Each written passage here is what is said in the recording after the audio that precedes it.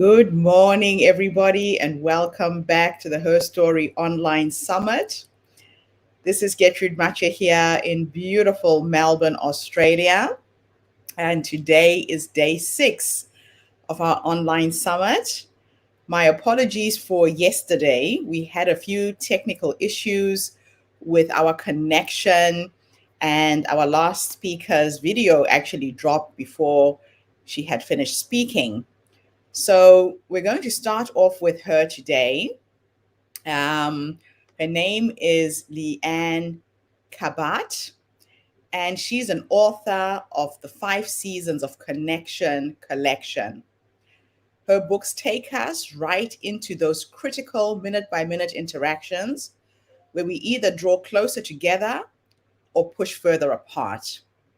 When we understand our seasons, we can transform our relationships from conflicted to connected by confidently moving out of the cold, dark, stormy winters towards love, happiness, and sunny summer days. Her first book helps parents connect on a deeper level with their kids. And her second book goes into the most profound adult relationship we have, guiding couples out of winter towards their deepest love and truest connection. And her third book helps entrepreneurs overcome fears of failure, success, and everything in between to build a business on their brilliance. Leanne develops the 5 Seasons framework as a result of a medical diagnosis in 2006 that gave her 5 years to live, challenging her to truly live a life she loved. 15 years later, she's managing her medical condition with grace and acceptance, and she has happily raised 3 teens and is excited to visit her 58th country when it's safe to do so after COVID. So, Leanne, my apologies again for what happened yesterday. It was completely unexpected, and it's a real pleasure and an honor to have you with us today. Good morning, Selena. How are you? You're muted, Selena. I said, good evening. It's in the evening. Wonderful to see you this morning. Nice to be here. So we're going to just replay the video that dropped off yesterday. We Okay. had a technical issue at the very end of the day. Okay. And we'll start off with Leanne. And then we have Rashida with us right now. Rashida, are you there? I can see that she's in the background there. Ah, there she is. Hey, Rashida. Hello. Good morning, good afternoon, good evening, wherever you are. Good afternoon here, and good morning to you all. Hi, Introduce Rashida. yourself and I tell am everybody where Rashida you are. Sharon Davis, and I'm in the Commonwealth of Dominica, not to be confused with the Dominican Republic, in the beautiful Caribbean islands. Wow. So Beautiful. tell people the difference because that's a very big distinction. Yes, well, the Dominican Republic is a country that shares the island of Hispaniola with Haiti. It's in the Greater Antilles. So Dominica is a very small island in the Lesser Antilles. We are neighbored in the north by Guadeloupe and the south by Martinique. So we're surrounded by French islands. We are Creole people. We do not speak Spanish. We speak French and Creole and English. And we are a lot smaller. It's a very tiny island, a small country, tiny population. 75,000. Fantastic. Lovely. Mhm. Well, thank you for being with us today. I know you have little ones, and we will start with you actually. Now, you and I Okay. met some time back, and I'm actually thinking if you could start with the story about you and your dad, and then go on to Oh, share with people. Yes, I was thinking about it last night. You have a very unique okay. story. And I think it's important for people to know exactly who you are, what you do, and then let's go into what you're currently working on after that. So the stage Okay. is yours. We'll exit stage. Thank you so much for gracing us with your presence today. Thank you for having me. I'm so happy to be here. So my dad was born here in the Commonwealth of Dominica, but I was born in New York City, right? So I'm a first generation American. I grew up in a household with Dominican people, Dominican food, Dominican culture in Brooklyn, New York, which wasn't uncommon in Brooklyn, New York. We were lots of Caribbean people and children of Caribbean parents. So that was part of life in New York City. So my stepfather came into my life when I was 10, and so he's the dad that I know. He was there for all my graduations. He was with my mother until death did them part.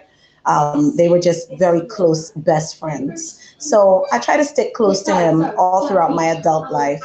And there came a time when he started to get the effects of what I've now come to know after all of my research and reading and learning as non-communicable diseases. We call them lifestyle diseases. Some call them diseases of affluence. These are those diseases that come from what you eat, right? So the first thing was a heart attack that happened. He survived that. Thank you. Thanks be to God. He survived that. And then in 2014, he called me late in the year, which was unusual for him because my dad, as soon as he was able to leave the northeastern United States, he never wanted to be there again in the cold. So here's him calling in November frantically, I'm coming up. I'm coming up to New York. And I was living in New York at the time with my two older children who were small at the time. And so I said, okay, Dad, what's going on? He's like, I don't know. I'm sick. And these doctors down here, they can't help me. So I'm coming up. I'm coming up. So he came, and that was the beginning of my education in the function of the human kidneys. My dad was diagnosed with end-stage renal failure. And if he hadn't come up when he did, he probably wouldn't have lived any longer. But he did come. So I had no idea what all of it meant. I just knew they were hooking him up to this huge machine with all these lights and buttons, and he needed to be on that machine every other day or something while he was in the hospital. That's how I learned about dialysis. And then he came out, so he came out of the hospital and had to go into outpatient dialysis. And I met a lovely lady named Lisa. She was so sweet. She was so kind. And those are the kind of people you need in dialysis centers. Um, she just made everybody feel a little bit better about their circumstance. I never forget her. So I sat with her one day. She was like the social worker. And I asked her, so I said, so when can he stop the dialysis? Like, how long does he have to do this? And so she was like the bearer of bad news, but she was the perfect one for it. She was so sweet. She was like, well, he's going to have to do this for the rest of his life. I mean, unless what? Unless somebody could donate him a kidney. So I immediately said, well, maybe I could donate him a kidney. And she was overwhelmed. And I later found out it was because a lot of people don't offer their families that kind of, I don't know what to say. I mean, it was just what I knew I had to do. It wasn't like I didn't think anything of it, not for a second. It was my dad.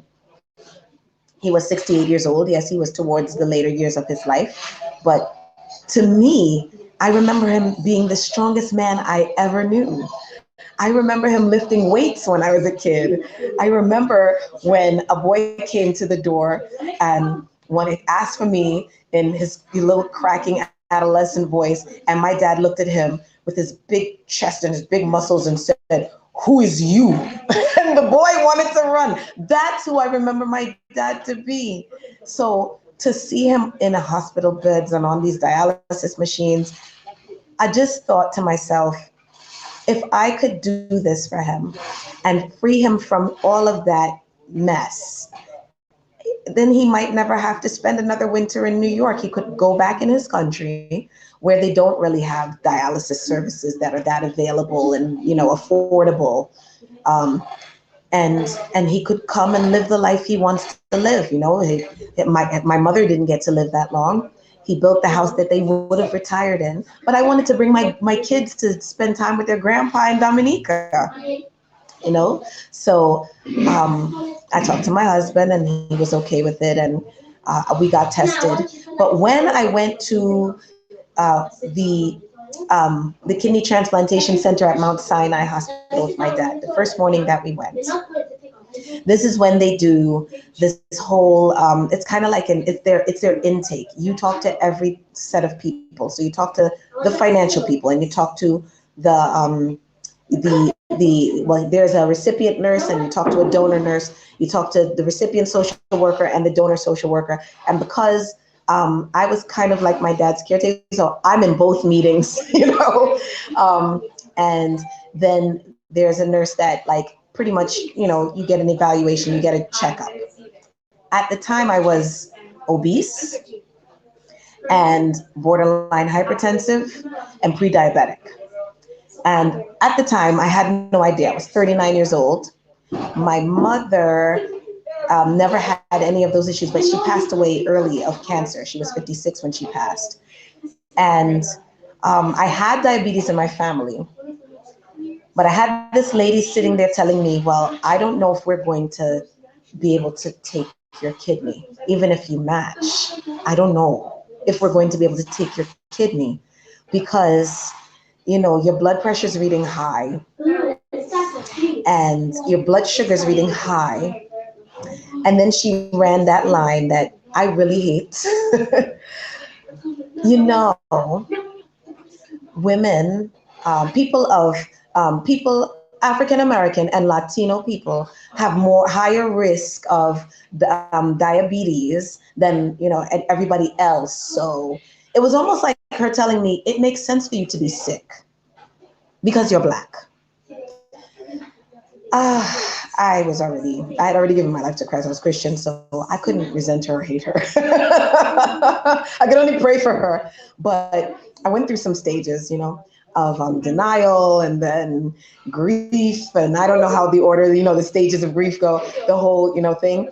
But I went through some stages. I know I did while we waited for the blood results. And then I had a realization. I said, you know what?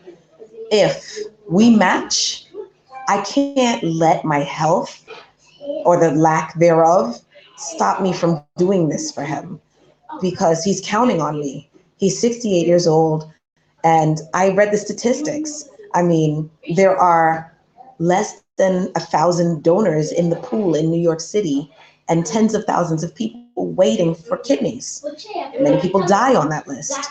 It's really a sad situation. I did not want my dad to have, to not have a chance at living some more years and meeting his, spending time with his grandchildren. I mean, the time that he spent with me while we waited for the blood results was already special. Mother's Day, he taught my daughter how to make eggs. And so they're making breakfast in bed and I can hear them in the kitchen. And I'm like, Dad's got to live. He's got to live longer. He's got to live. He's got to be free. He's got to go home to his beautiful house that he built in the Caribbean. He can't be stuck in New York on dialysis. He would not make it another year like that. I just knew him. So I started to do some research. First, I started to pray and look into the scriptures. I came across some scriptures that talked about, actually, it's interesting how much the Bible talks about the relationship between food and human beings, and just the problem of eating poorly and lack of respect for the temple, the temple of the body. So that's the first place I started to get ideas about how to direct myself towards the health profile that I would need to give this kidney. And then I started to read books and I started to watch documentaries.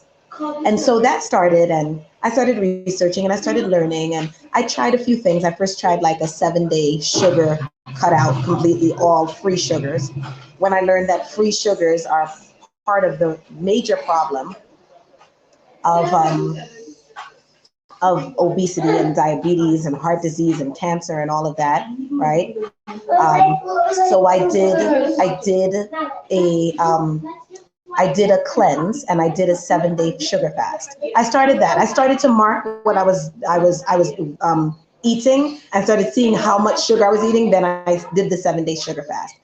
And then, but I didn't do as much at first. I was just learning and trying things, right? And then I came to June 2015. I got a phone call. My dad was on his way to a dialysis appointment. They called me. They said, you match. And this was a miracle because, well, for one thing, I know that people who are not related match all the time, but we're not related. My dad married my mother when I was 10. That is not my biological dad, right? He's the one who raised me, so I call him dad, right? That's one. The second thing is that my dad was looking at the medical papers with me, and he said, "Is that what they say my blood type is?" And I said, "Yeah, that's where they have your blood type." You know, he was functionally illiterate, so I would always do and read things out for him. And he said, "No, that's not my blood type." And he said, "I was told my blood type was so so so so so." And I said, "Well, that's what they have your blood type as now, so I don't know." He said, "Oh, he had a blood transfusion in the hospital after he was admitted with the kidney failure. And it was that transfusion, how he got the blood in his veins to match me for the transplants." Miracle. He cried when I let him know that we matched. And so I'll fast forward a little bit, but basically, I was now motivated to get on that road to better health. I lost 50 pounds and slowly over 8 months, but I lost it. I got rid of it. Well, I like to say I evicted it because when you lose something, you kind of want to find it back again, right? Well, I didn't want to find it back again. So I evicted those pounds off my body. First was I committed to the sugar abstention. I did 30 days. And then after that, I started to learn about the way animal-based products that we eat affect your body. So then I went vegan and then I went plant-based, which is slightly different because when you go vegan, you can still eat a lot of junk food. I remember there was a man who was kind of on the large side in a vegan fast food joint in New York City. And he was like, Oreo cookies are vegan. Like they've always been vegan. They simply don't contain any animal products, but they're not good for you either. So then I went plant-based, where I was really in the farmer's market all the time, using my food stamp card to buy the best possible food for my kids. I used to make a long journey to the nearest Whole Foods, which was in the other borough. I calculated that to be 14 miles. I had to go on the Staten Island ferry, a 30-minute trip after walking down the hill from where I lived to the Staten Island ferry, then a bus ride to the Whole Foods in an affluent neighborhood in Lower Manhattan. Forgive me, they're doing some work outside today of all days, right?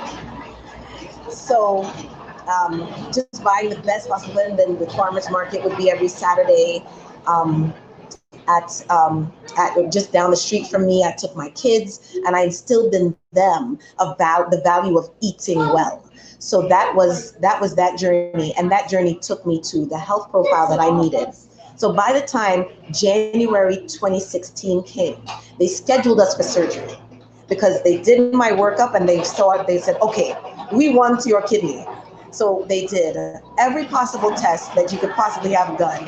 Well, I didn't have a colonoscopy, but I had blood tests, urine tests, ultrasounds, MRI. I had all these different tests. So it was a rare opportunity to get all that kind of work done and for them to see the difference inside. It was like living proof that when you change what you eat, you can change your whole health profile and change your life. So gone was that woman's theory of me having to be sick because I'm Black. Because now here I was, 40 years old, good blood pressure, low blood sugar, I mean, like good blood sugar consistently, and no health problems whatsoever that are associated with people in their 40s in the United States, Black, Latino, or otherwise. And the day I gave the kidney, or right after I gave the kidney, the next day, I remember when I woke up and the surgeon came, and he was an Italian surgeon, and he was like, the kidney was a beautiful specimen.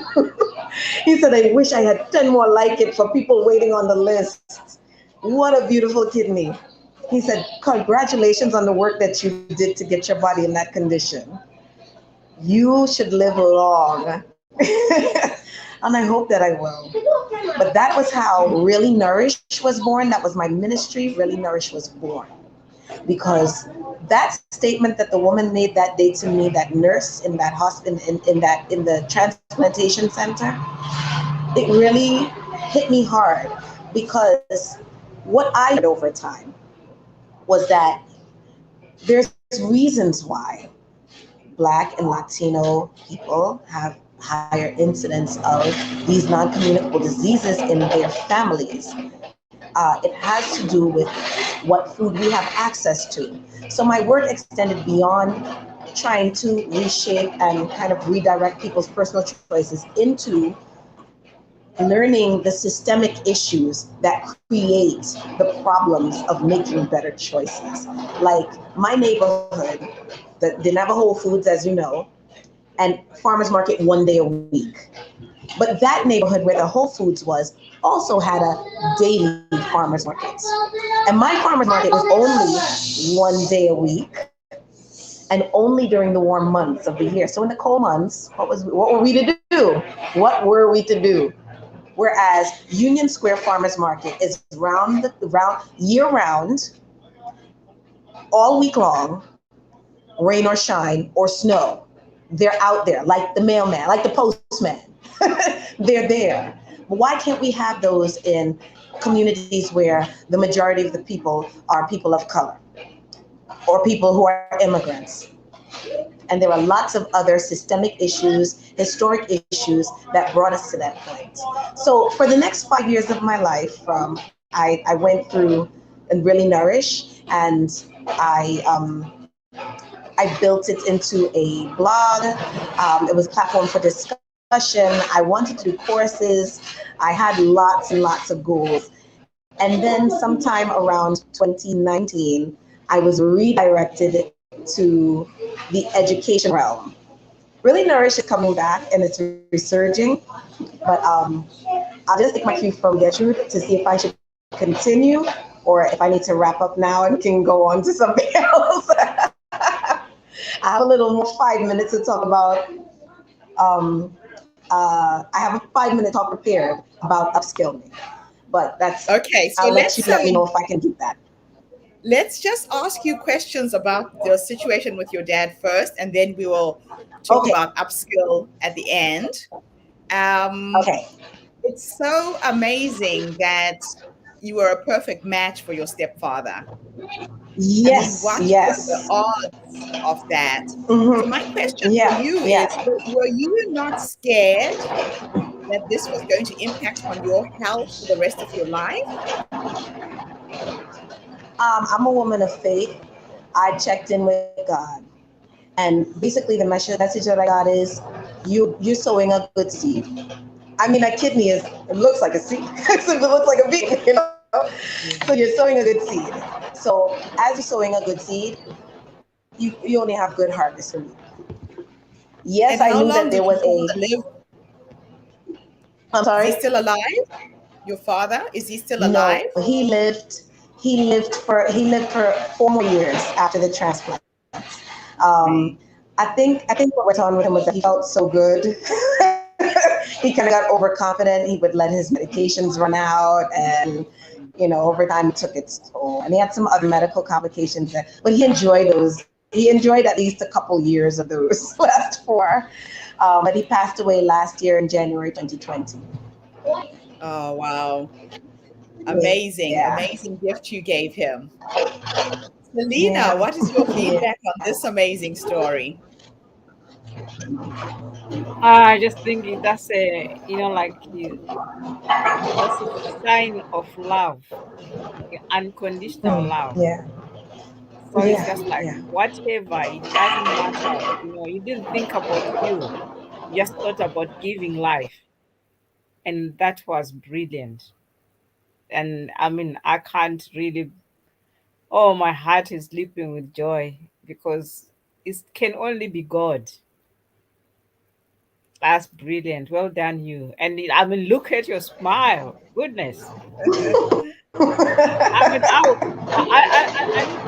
need to, I need to catch up with you because I'm going to do a summit on sugar. Like a challenge on sugar, just after Christmas in January. So I would love to talk to you about it because I need some speakers to inspire the people. Fantastic. Very nice. Thank you. You are Love to be a muted. part of that. I would love to be a part of that. Oh, thank you. Thank you. I'll Yeah. get your details, then we can And catch up with. So now you can great, share with great. us for the next 5 minutes what you're currently Okay, working on. okay. All right. So I set this up as kind of like a little talk. Um, have you ever felt like you were in a pit? I felt that way for a while in my life. A couple years ago, I felt like I was in a pit. Couldn't understand why I was in the pit. I couldn't really figure out how I actually got myself in that pit, but I was in the pit and I just knew I had to get out. Um, so at this point, I'll just say that I'm the founder of Upskill Me. And Upskill Me is a partnership app that helps people access, enroll in, and complete online courses. So let's talk about the pit some more. I'll just say that there was a good thing that there was Wi-Fi in the pits. Well, actually, I was sharing Wi-Fi with someone in the pit next door. We were all in the pits. We were in pits, and I was in a pit. A good friend of mine during that time suggested that I go online and start to take some courses. And she sent me to Coursera. They apparently had some courses that they were doing. University of West Indies was doing some courses on Coursera. So she knew about it from that. And so I went on Coursera and I started to look up some courses. And I saw that, well, you have to pay $49. And I didn't bring my wallet down in the pit with me. So I had no money. so um, so I thought about, well, okay, well, maybe this is not going to work. I don't know if I can take courses. I don't have any money. But then I thought about my daughter and my two sons, and I realized I couldn't give up.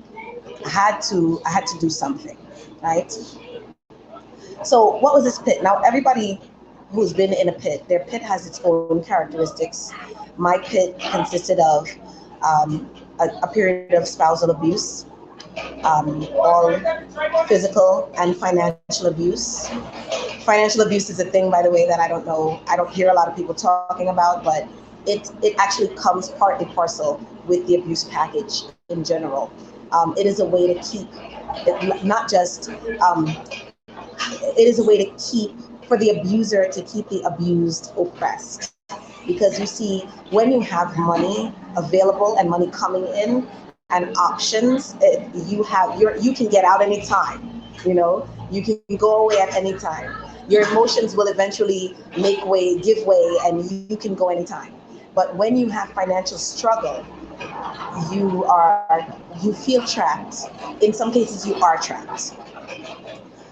So that was part of what I went through. And I was destitute. I wasn't working anymore. I had lost an online work that I had. I was in Trinidad and Tobago, and I didn't have legal documentation, which was part of the financial abuse. He knew that if he were to apply for my documents and I could get a job, because I'm very well credentialed already without online classes, he dragged his feet and dragged his feet, and I never got residency in Trinidad, so I could never apply for work. I'm hoping that you can hear me because the construction has now decided to come to a crescendo outside of here. But I'll speak up a little bit. Yeah, we can hear you. Great. Okay, that's good to know. So I went back to Coursera and I found a course um, that I liked. I couldn't find any courses on ladder building or grappling hooks, but I did find some teaching courses, and I was already had been asked to do some teaching. I helped some kids with literacy, and I needed some credentials. I don't have any teaching credentials. I didn't before that point. So I found a teaching course and I liked it. And then I saw three little words that changed the trajectory of my life from that point on. The words were financial aid available.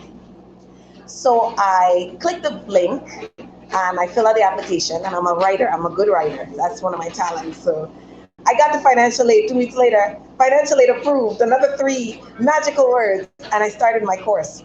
And I finished my course. I got my certificate. And oh, it was a high getting the certificate. With my name on it and the name of this institution in England where I was sitting in Trinidad. I did my course for free and I could show it to people. I did this. I said, let me try another one. And let me try the financial aid again. Let me see if it works again. And it works again. So I said, okay, I think I'm onto something here. So 19 courses later, I've taken courses I've done numerous teaching courses. I did most of that program. I'm nearing the completion of that certification, that general certification, but I have little micro credentials, which is what these are called, in various aspects of teaching theory. I have done courses in marketing. I've done courses I did a life coaching course. I did courses in blockchain. So I just kind of wanted to round out a lot of just fields and just wanted to, see. Right now I've finished several writing courses, fiction writing courses. So that was a lot of my journey in these last 4 years was taking these courses. And I was glad that I did that because when COVID hit Trinidad in 2020, and they made this abrupt switch to online learning, and nobody was prepared. And I'm not saying I was prepared, but because I had done my courses, and then I decided to immediately take a virtual teaching course, and I knew how to get my financial aid, I could put myself in place to help people. So what I did was I was a surrogate parent learning coach. So there are homeschool parents and then there are learning coaches. So learning coaches don't really choose to homeschool. We just kind of have to, and we facilitate the schooling that a school is providing online. We just facilitate, but that facilitation is necessary. Kids, especially below the high school level, need supervision. They need support. They need their lunches. They need the snacks. You need to be the janitor. You need to be the lunch lady. You need to make sure they're staying focused, right? They need that. And then there are families who have, multiple children at different levels with different needs. There are families with special needs kids, families with very few resources, families where the parents are illiterate, families where the parents are working full time and they're with caregivers who are not literate. There were grandmas who are tired and they are okay looking after the 2-year-old while the 7-year-old's in school, but now the 7-year-old's home too. And they're tired. They did theirs already, So these are the families that I didn't seek out. They came to me and I helped them as much as I could. So I worked with around 15, I think maybe a few more than 15 families in my community in Sandy Grande, Trinidad. A little over 25 kids, depended, some came more often than others. Some I went to and did that Wow. throughout the first term of 2021 school year. So in the process of that, I decided I wanted to teach technology to these kids. I wanted to give them a little something extra. Because when you're in school, you're not just getting the basic math and reading and that science. You will get extra programs, and they were getting that. So I went on code.org and I got curricula and I started teaching technology. And so I started learning more technology and I learned JavaScript and learned to code. Along the way, a lot of people were asking me, how are you taking online courses? What do you do? How do you get the online? I tried to go on there and they're asking me for a credit card and I don't have a credit card. And I was like, don't worry, I will help you. So Upskill Me was born through that.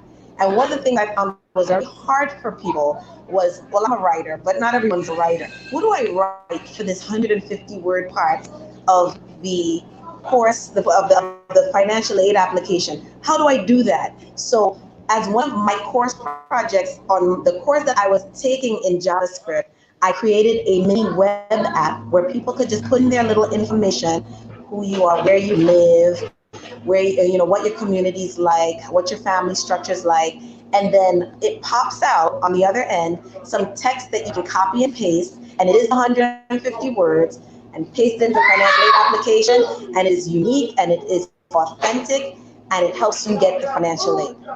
So far, I've been That's helping women amazing. in Trinidad and Tobago, in Dominica, in South Africa, and even Eswatini, and helping people to get financial aid. And it's all been word of mouth. And I would like to push that forward because I think there's a lot of people who really need to help tapping into those resources online. So that's what upskill me is about.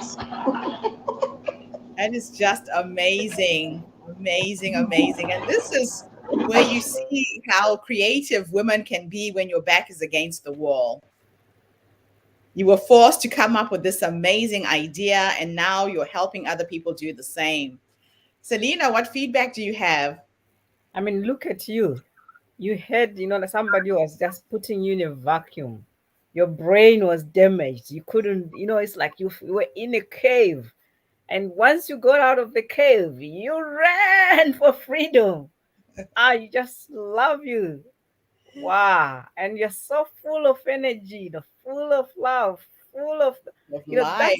what we need. We want more of you because Rashida, give us your email, your website. Put your website in the chat. Let Mhm. me share it. Give us your website address. So if anybody out there is wanting to learn and do online courses and you Yep. don't have the money to do it, Mhm. please get in touch with Rashida. She has a process to With help an you get app. financial aid so you can Mhm. do these courses online. Brilliant. Well done. Fantastic. And so this is her email. Okay. I put my email in the chat. There's also a YouTube page. If you look up Upskill Me app, you'll see a black logo that says Upskill Me. You have options because that's what I found. Once you have skills, you have options. And if you have options, you that each course can be a rung on the ladder for you to climb out from the pit. Yes. Yeah. So, Yeah. Rashida, I would love us to incorporate your app in our app because you know that we are all about women's empowerment, helping women get out of poverty with creative ways. So, yeah, after we talked last night, my mind went into hyper gear. We need to talk and see how we can infuse and incorporate all of this to help the women in our community find ways to upskill themselves online, get Mhm. those jobs online as well. Anyone Brilliant. with an internet connection right now should not be suffering. There Exactly. are ways to make money and to learn. Mhm. So thank you for gracing us with your presence. I know you've got the kids, you've got your constructors working in your house Yeah. today, Are all you day. They extending? are things. You're Just extending your showed up house. this morning to tell me they were coming. Their Oh, trucks. man. No, but it was wonderful to have It's you a with wonderful us. day. Like, okay, Thank yes, you it's so been much. wonderful to Thank meet you, you. Selena, and to talk to you again, get you. It's been lovely. It's always a So wonderful I will send you a experience. calendar invitation. Let's catch up next week before I Great. meet with my investors and see how we can fuse this in and get it out into the world in a Okay, really big way. Very, very exciting. wonderful. I look forward to the growth. Thank you so much. Thank So now you. we move on to our next presenter. Thank you. Bye And you bye. can stay with us if you want and listen in, or if you have to go, we understand, okay? Yeah. I have to go. All right. Okay, so now we'll go on to Leanne. I already read her bio. Leanne, thank you again for your video. Really excited that you are with us virtually today, sharing your amazing story. I know it's going to inspire a lot of people today. So thank you for being a part of our movement.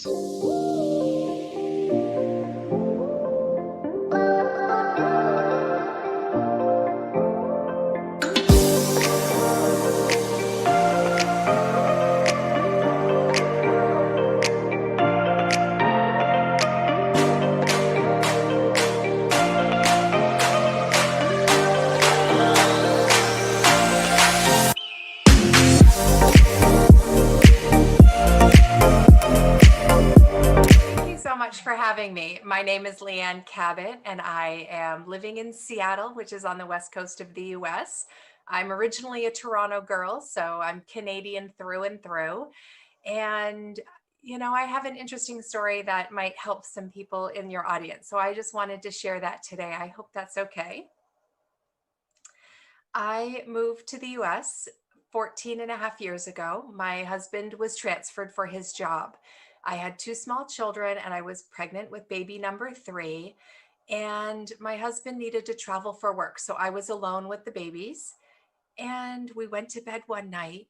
It was very late when I woke up to go to the bathroom, as pregnant women do. I was 5 months pregnant at the time. And immediately when I stood up, I collapsed on the floor and I fell on my baby, on my belly, and I was frozen for 5 hours. I couldn't move. I couldn't cry. I couldn't get up. I couldn't do anything. And so I lay there feeling all the feelings, right? I begged the universe to let me move. I was angry that the universe, was keeping me on the floor. I was terrified my children would wake up and see me, frozen on the floor beside them. And all through it, I worried about the baby in my belly, right? Like what was going on here in my body? My brain wasn't working. What was it doing to the baby? At about 7 in the morning, I was able to move. I had this huge, hot flooding of temperature through my body. Everything started to spin, but I could get up. So I got up, I got dressed, I woke up my two toddlers, put them in the van, and I found the nearest hospital and I drove there because we had just moved to this new city. I didn't even know the hospital, where the hospital was located.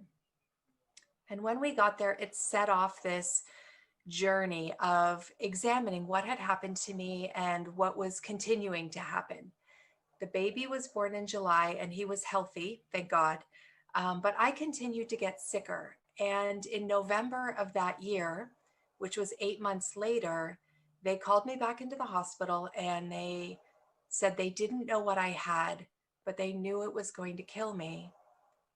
And they gave me 5 years to live. So at that time, I had a 4-month-old, a 5-year-old, and a 3-year-old baby, and I could not imagine dying and leaving these children with no mom. And for the first few years, I was busy dying. I was taking thousands of pictures. I was writing them love notes. I was organizing their rooms and doing all the things I wished I could do for them. And then one day, somebody came to visit and she just really opened my eyes. She said, when you're not here, Leanne, don't worry. I'll step in. I'll raise the kids. And I thought, wait, they're my children. These are my children. I want to raise them. I shouldn't have to die. I should live. And so I decided to fight for my life. And I invested in self-care. I slept when I was tired. I ate very healthy food. I decided I was not going to cook and clean and run around like a crazy person. I was going to be with my children and I was going to get healthy. And that's all I focused on. And I am now at 15 years past the first brain crash. I have 3 teenagers who I love so very much. And every day has been an absolute honor living this life, knowing I still have this brain disease and choosing every day, how do I want to show up? How do I want to be in this life? What are the dreams that I want to pursue? And what are the things I can do right now to make those dreams come true? Because tomorrow isn't promised, 10 years isn't promised, but I have today. And so it's changed my life and my philosophy completely.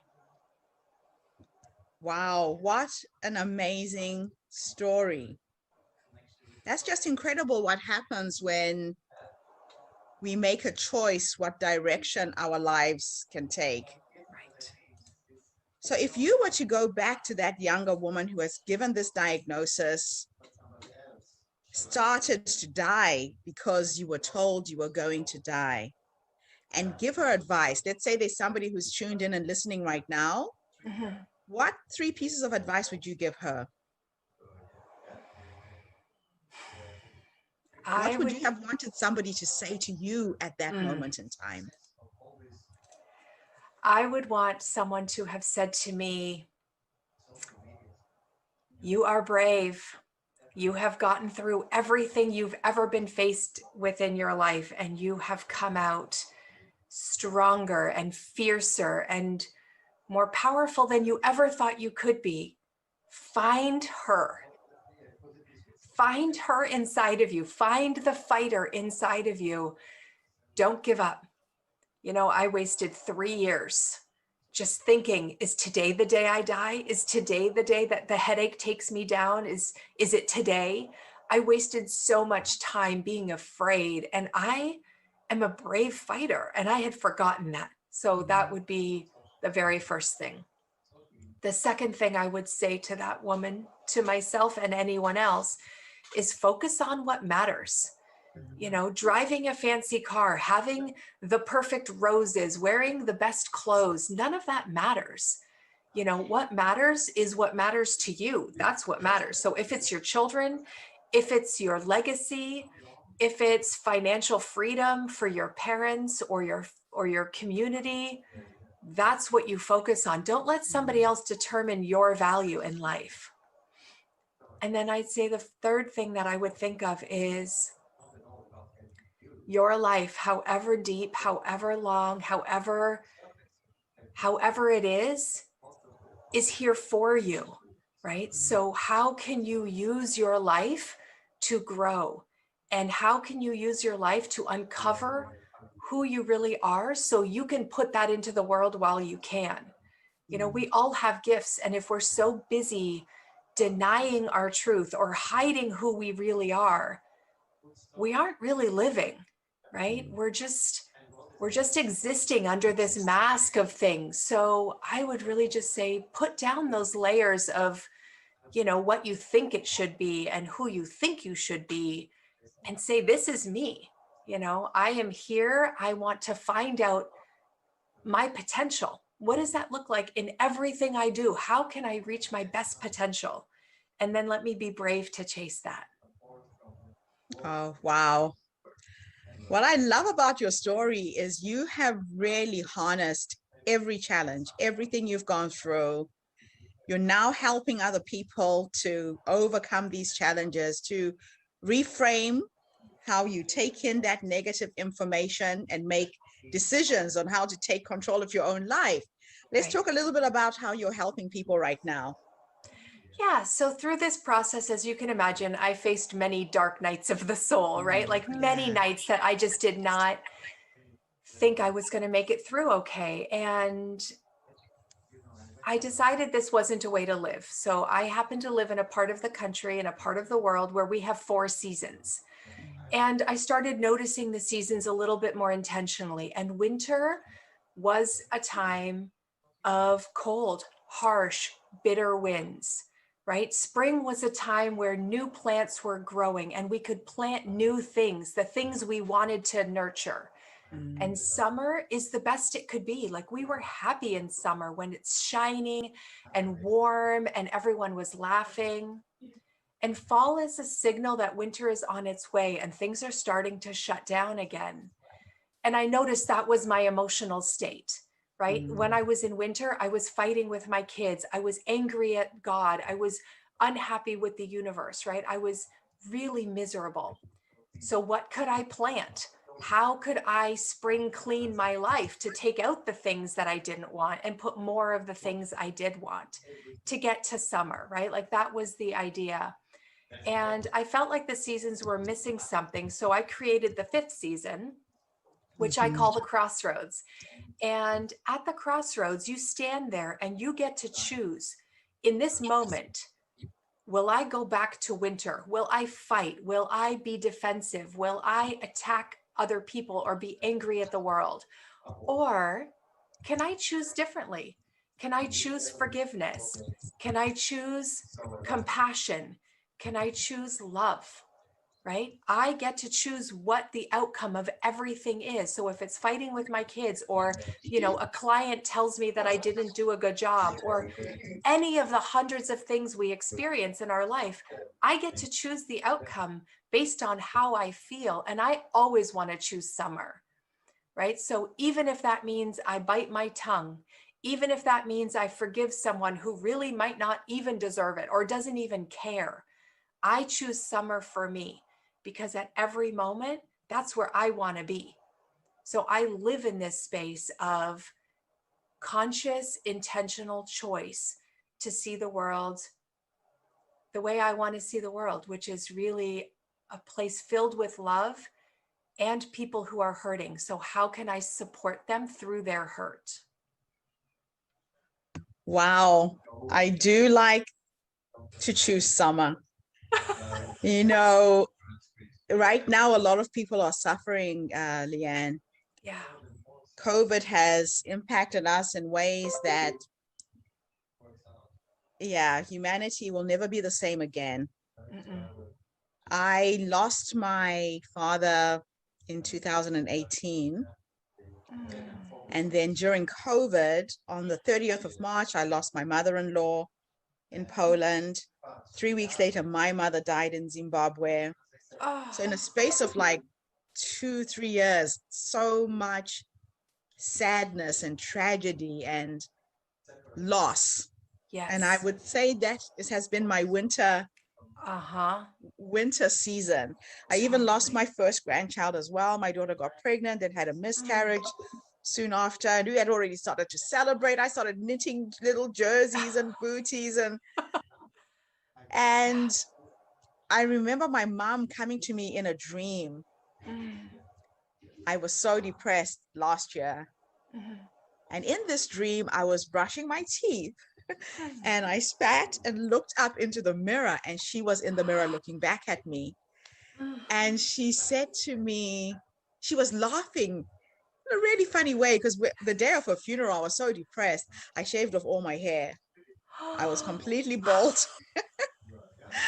And she comes to me in this dream, and I look like my mom now more than ever because my hair was short at the time. And she's in the mirror just laughing hysterically, laughing at me, but Yeah. very joyful and lighthearted. And she said, you see, that's why I made you look like me, Oh, so that you can always remember I haven't gone anywhere. I am in you. I am with you. You need to wake up, baby. You need to live. So long as you're this side of the grave, stopping is not an option.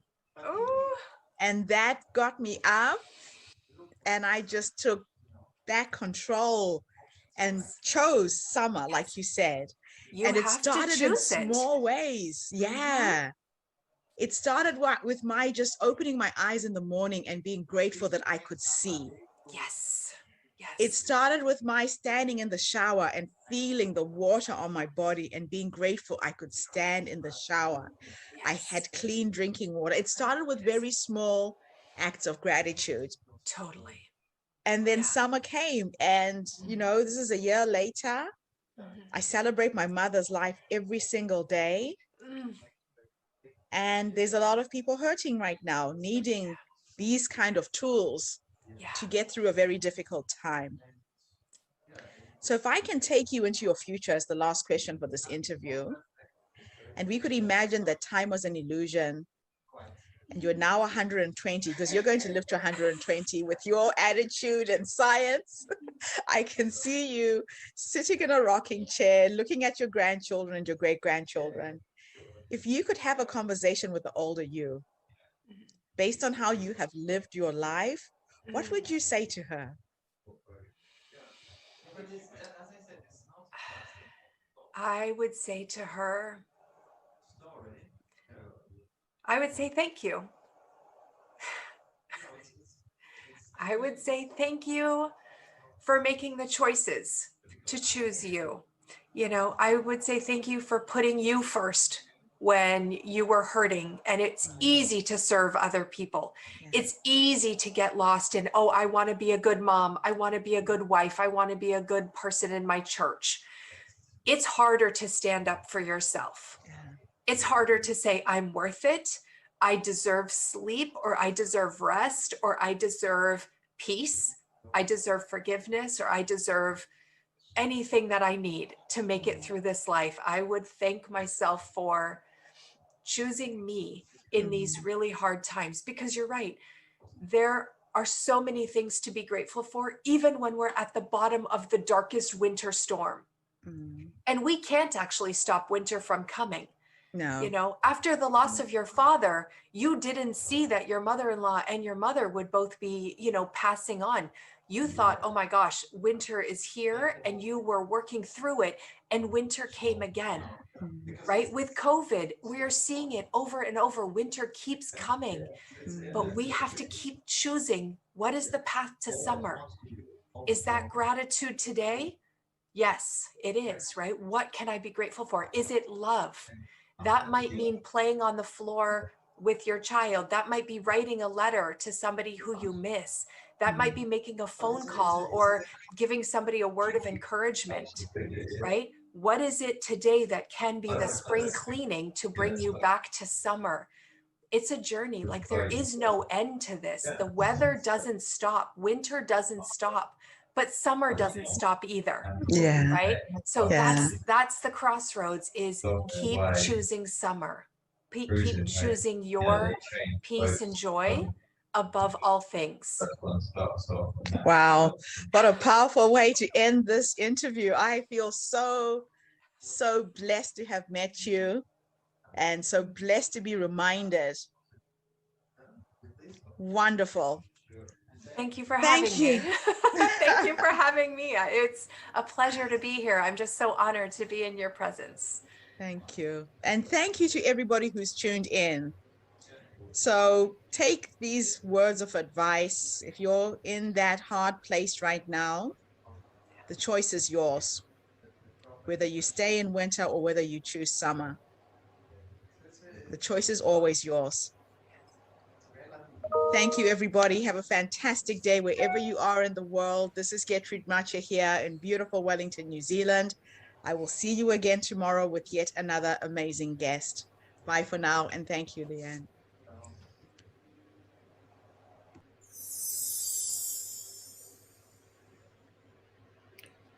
Wow. I choose summer. I choose Summer too. She's an amazing woman. Oh my What I love God. about her presentation is she was given a diagnosis that she had 5 years to live.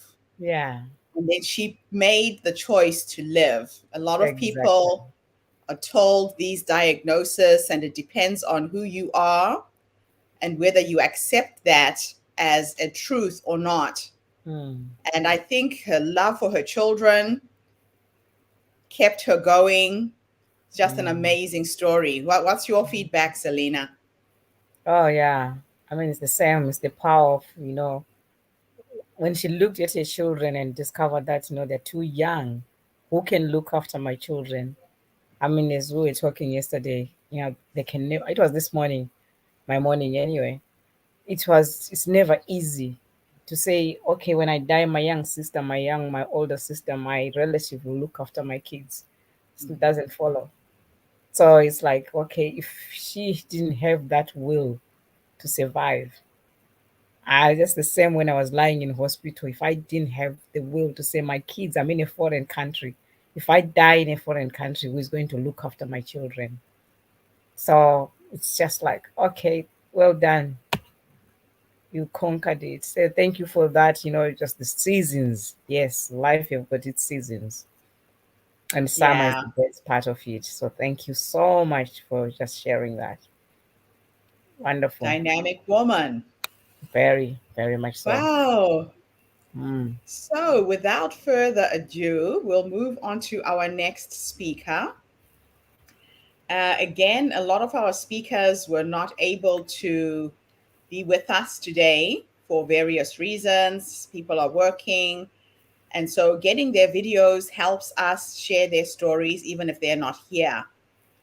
And we've had some dynamic women, literally from every corner of the globe, who have stepped up and decided to share their stories.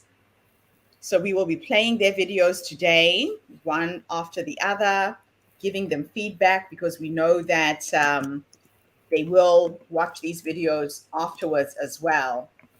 And so my next guest is Allison Alexandra. Allison, thank you so much for being a part of our movement, for sharing your story. I will share your video and then we will give you some feedback afterwards. Thank you again.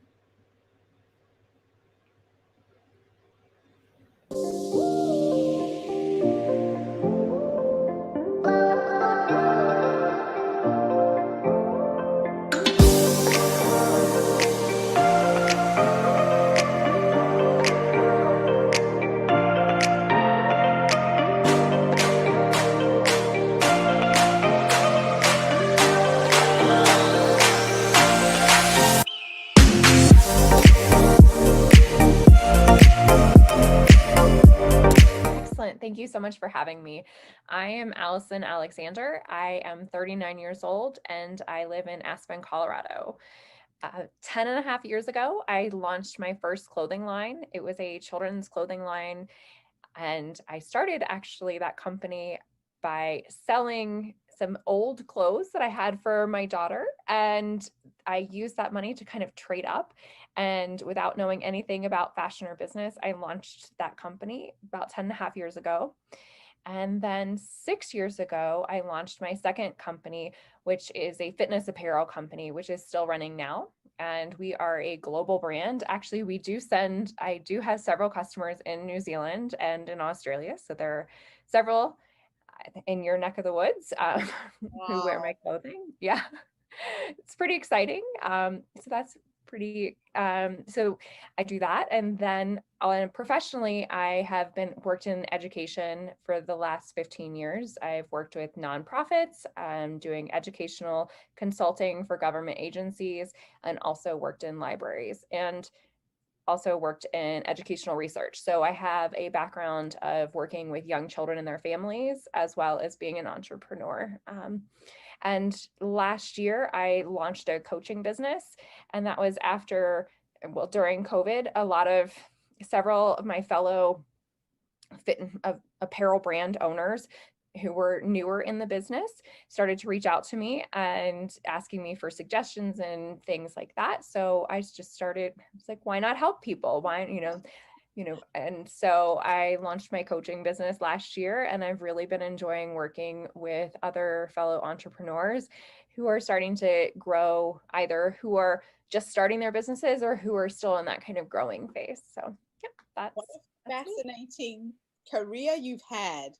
So, your inspiration was just to upgrade your children's clothing. And next thing you know, it led to something else. You know, a lot of entrepreneurs are very fearful of Mm, starting businesses. mhm. What was it that prompted you, that gave you that little sign that you were on the right track and you trusted it and you followed that trail? Oh, that's such a good question. Actually, so when my daughter was born, my husband is a pilot, and I was having a lot of things custom made for her that were around aviation or were travel related that were kind of unique. And we would go out places and people would comment on them. And my husband said, you keep sending other people business. Maybe you, and they were all things that I had designed, but other people had created. So because my education is in library science, I've always been, I'm naturally curious and I can always figure things out. So I just started doing some research on how to start a clothing line. and I did it. So there wasn't a lot of fear because I always say that curiosity is my superpower. And because curiosity is my superpower, there's nothing I can't figure out. And so when and curiosity also creates possibility. And as long as there's possibility, you can't fail. And so that there I had fear, obviously, but I decided to kind of walk along with it and just explore and make it a fun game. So So along the journey, to Mhm. get up to this point, what were the ups? What were the downs? What were the highlights and downfalls of your business career so far? Such a good question. Um, in 2013, my business was going well, and I did the worst thing I think an entrepreneur can do. And I started to look at what other people were doing. And what I noticed was that several of people who I noticed had started businesses around the same time had opened brick and mortar stores. And so I thought, I will open a brick and mortar store. Everyone else has one. I will open one. I think we all have this dream. A lot of us have this dream of opening a boutique, and won't it be wonderful? I'll have, the lights and then everything will be beautiful. That was the opening a boutique was the biggest mistake of my entrepreneurial career. And it was a long year where I realized that when you're a digital entrepreneur, you can come and go as you please. You can do all the things. I quit my 9 to 5, which had tremendous flexibility, by the way, to go open this boutique and be chained to a register because I wasn't making enough money to hire a staff. At one point, the winter that I was open, I paid more money in snow removal for the parking lot than I made in sales in the store. So I was literally paying to park at a store that no one was coming to. Oh, So that was a real eye-opening moment for me, and a moment when I realized that in order to be successful as an entrepreneur, you truly have to look inward at what are your values and what's important to you. And so it was a very expensive, costly, exhausting experience, but I imagine. recovered. Oh, wow. When I moved to New Zealand 21 years ago, I did exactly the same thing. My kids were little, and so I'm an artist. I hand paint fabric, Mhm. and I paint large 3-meter pieces of material. And I thought I'll just quit my day job as a systems analyst in IT. I'll open a shop, I'll sell my fabric. And I spent a year in a shop with no customers.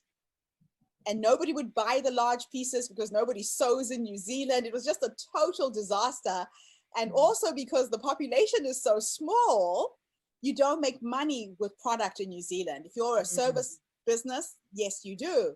Yeah. And for 12 months, I sat in that shop not making a cent, but I hit on my next $1 million idea when I closed the shop.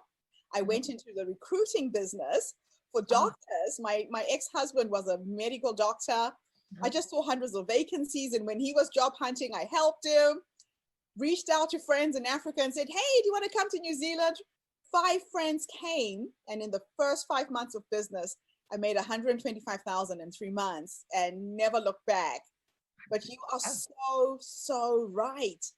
And like now with COVID, Mhm. I think a lot of entrepreneurs needs to see the value of having an online business, right? Mhm.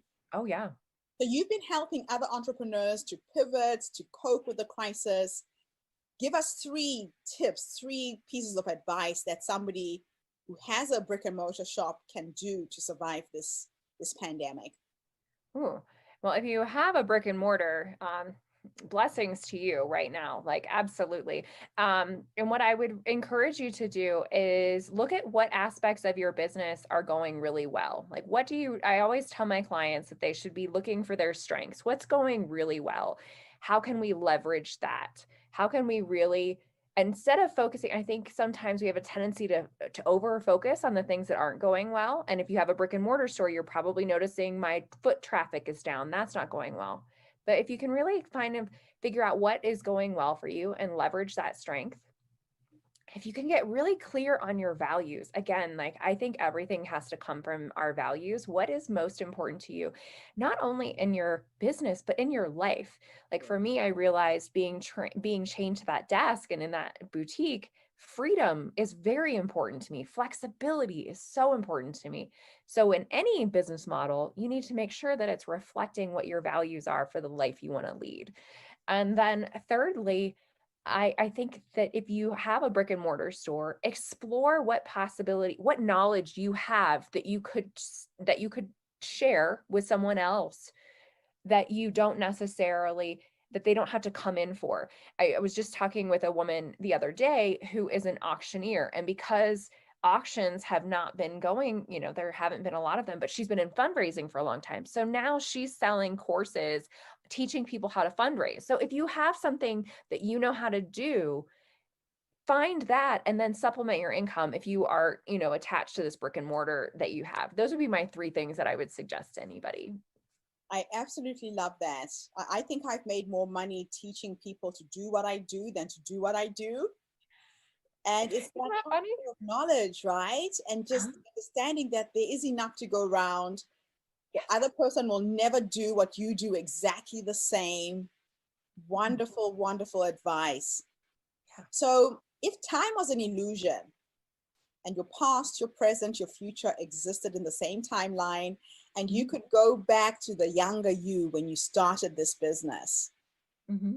based on what life has taught you, what would you say to her as a piece of advice? Three things. Ooh, three things. Mhm. It's not as bad as it seems. Okay. Um, I would say that, in the moments when it's slow, when it's hard, or when it feels impossible, it's not as bad as it seems. Um, there's always an opportunity if you have an open mind. Yes. Um, and then thirdly, network. Like leverage every possible opportunity you have to both to cultivate community, to help other people along the way, because those things always come full circle. So I think as I've grown as an entrepreneur, my first business had a really strong community on it, and my current business has a very strong community. But I think that over the years, I've learned to leverage the community in different ways. And truly, I love giving back and helping. Some of the people that I first started in my coaching business was just me sharing free advice. Just like, if I have 5 or 10 minutes that I can give you if I can help someone in 5 or 10 minutes, I have 5 or 10 minutes, and that always comes back to you. So those are the three things that I think I would share with younger me that I've definitely leaned more into. I absolutely love that. And that sense of community, they say that it's easier for you to sell to people you know and that you've dealt with before than to find new clients. So, again, it depends on how you're treating your clients. They Yes. can be repeat business, right? Absolutely. It's so much less expensive also to find like I have customers who actually have been shopping with me since my first business and have continued to shop with me in my new business and who have become my coaching clients. So Yeah, that kind of longevity of relationship that comes from always showing up and being in service, because it always comes around, and it feels good. These people are, they're part of my community, they're part of my network, and that feels good to help them. And then they want to share what I do with other people, and that there's so much value in that. I absolutely love that. Okay, so now I'm going to teleport you into the future. What is in the horizon for you, for your business? Where are you taking this? Again, in light with what's happening in the world with COVID and all of these changes. Hmm. That's such a good question. You're wonderful at these questions. So in the future, my goals are I will write a book. That is on my list as a librarian, and I read about 65 to 80 books a year. So writing my own book is one of the things that I want to do. And I would like to be speaking more. I think that the last year during COVID, one of the things that I really did was reflect on my journey and what experiences I've had. And in sharing them with people, I find that it helps them find some excitement that they can do, that they can tap into to create whatever it is that they want for themselves. So I think that in the future, I am hoping to do some speaking so I can encourage people on a larger scale. Um, And I see my coaching business expanding as well, just truly helping, supporting women grow along this path. So in the future, those are my big goals. That is absolutely wonderful. I'm going to include all of your contact links with this show. But thank you so much for showing up today and really reframing the way entrepreneurs should be thinking right now about business. It's going to be a challenging time. We all have to find ways to survive this pandemic. Mm-hmm. And if you are curious, like you said, things can be absolutely magical. Yes. So thank you so much for coming on the show. And thank you to everybody who's tuned in today. I told you we are having women from all over the world with a wealth of knowledge, a wealth of ideas, and we're all here to collaborate, support each other, and transfer our knowledge as well. So I really love the fact that you're going into coaching in a big way. There's a lot of people who are needing support at this difficult time. Thank you. It's my pleasure to be here. Thank you so much. Thanks.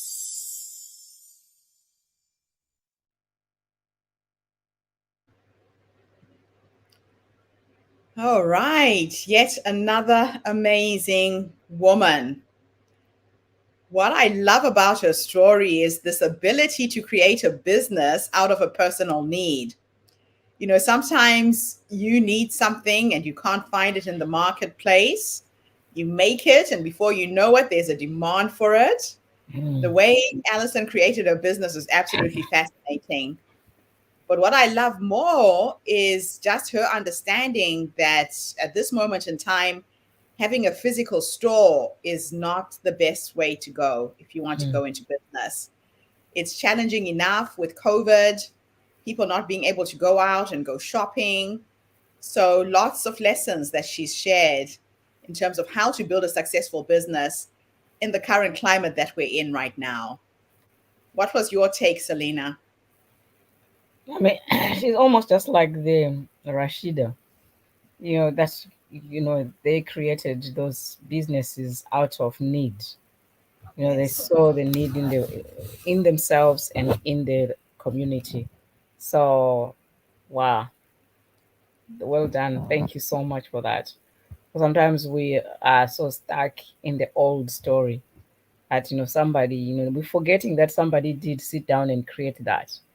So whether it's laziness, I mean, for me, I was meant to do a course and present it somewhere. I never did because I think, oh, can I do it? Oh my, I can't do that. It's like so limiting myself and not giving time to that. So thank you. That's very encouraging.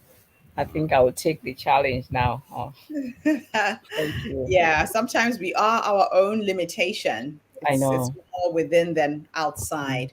Yeah. So, our next speaker is coming to us all the way from Australia.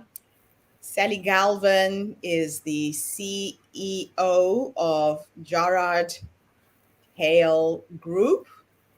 She has an amazing story that has shaped the trajectory of her life. Her focus now is on Mind Fit Kids, and she helps teenagers, young people, get healthy in terms of their mental health. So thank you so much for sharing your video with us. I know that you couldn't be here with us, but we're looking forward to hearing your insights around mental health and teenagers. So here we go.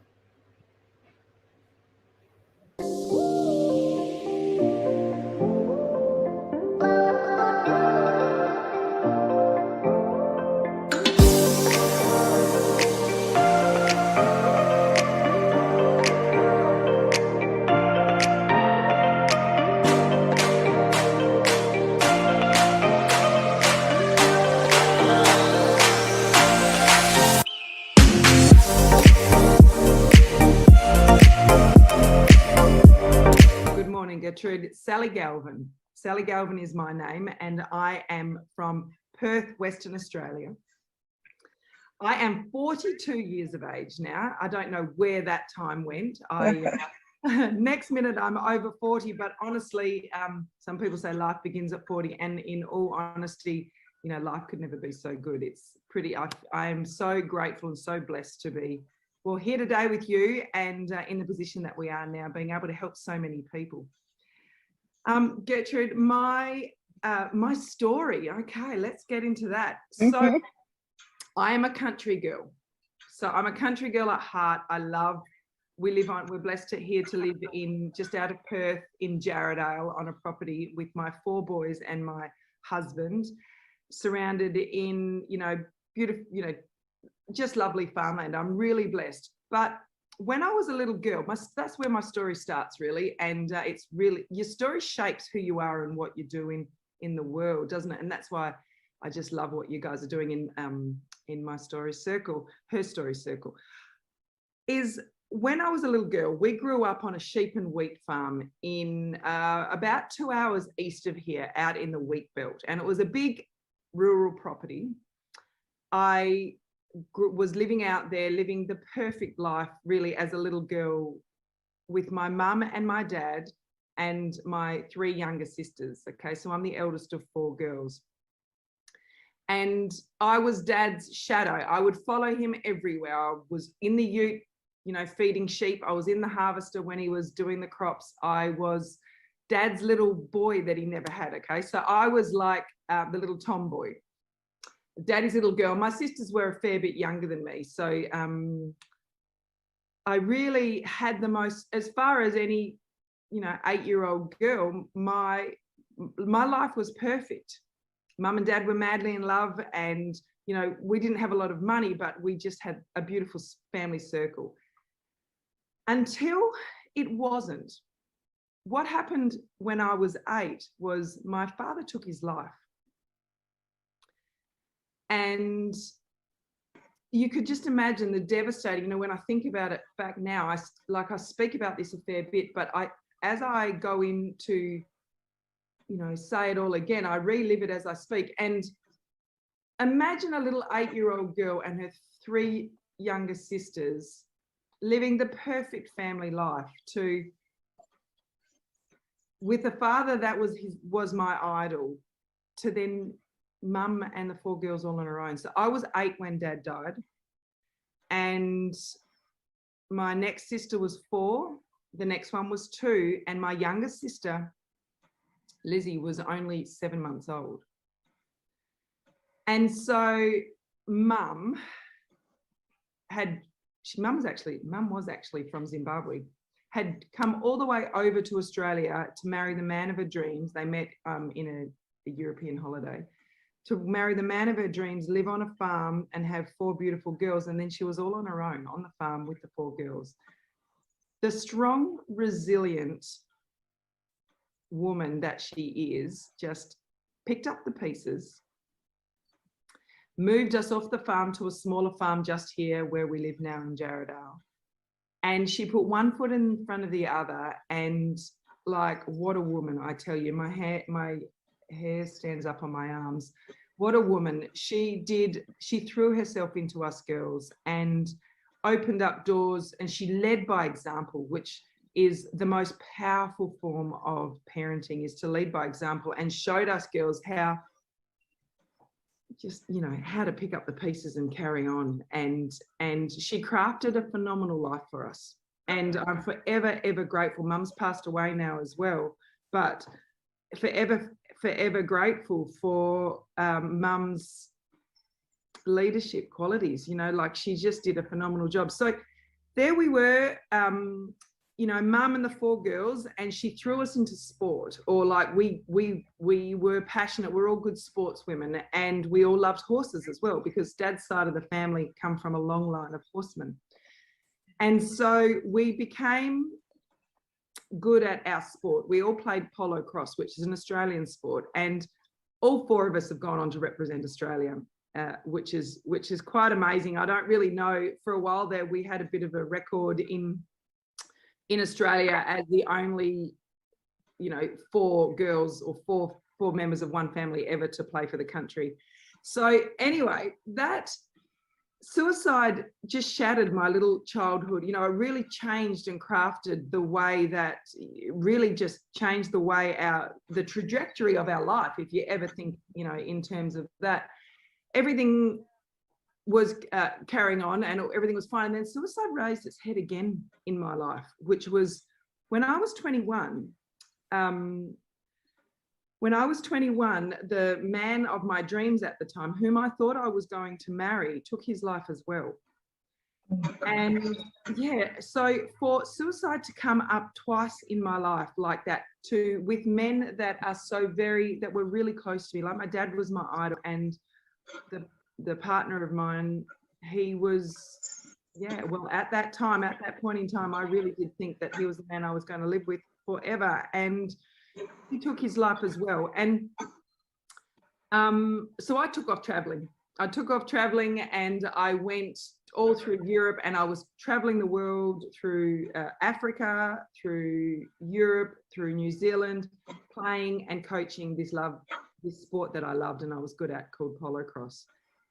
And, you know, I met the man of my dreams then, and I'm very, very happily married now with 4 beautiful boys. So my idea of, somebody once told me it's much easier to grow and shape a fit, strong, healthy child than it is to fix a broken man. And so I realized then that my passion for creating grounded, resilient, well-adjusted children reach their full potential stems from my story. Because if somebody had have taught my dad, or back then it wasn't known, I assume, backed by neuroscience, are these amazing tools that we can use to create a mind that is fit and strong. Okay, so it's more than just meditation, it's more than just mindfulness, it's more than just gratitude, it's more than just the universal law of attraction. It is all of that and so much more. It's more than just a positive mental attitude. It's the concept that I love to play with. It's called mind fitness, and that's what gets me up in the morning, because I have 4 children myself, and mum taught us from a very young age to have this strong resilience within us. And then as I've learned within my elite sports, as I've gone through at the Australian Institute of Sport and then playing for Australia, and along also with a lot of personal development, understood how to take the full control and full power and use your mind to be the very best self you can and get the best out of life. Because if somebody had taught my dad that, things could be very different. Or if somebody had taught that young man, that young 21-year-old, that, things could be so much different. And the rising rates in suicide right now here in Australia, in the world, it's a problem, isn't it? So let me, oh gosh, I don't even know where to start with my questions. This is a mind-blowing story. Yeah. Let's go back to the younger you, that little 8-year-old girl, coping with this tragedy in her life. If you were to go back to your younger self and have a conversation with her, what nuggets of wisdom would you share? Do you know what I would say? That's a good question. Do you know what I would say? I would take that burden off her shoulders. Because when tragedy happens, or something like suicide happens, and you know, most people I speak to have been touched by suicide in their life somewhere. I took responsibility for it. I thought I wasn't a good enough girl. I wasn't a good enough daughter. I thought that, was there something I could have done to keep Dad happier? You know, these are just the emotions that you get. You know, it's natural emotions. That's what I would have done. My 8-year-old self, I would have said, it's not your fault. It is not your choice. And to understand suicide as an 8-year-old is, well, even to understand suicide as a 42-year-old. An adult, yeah. Yeah. And if you've never been in that dark space, which I personally never have been, but So many people do.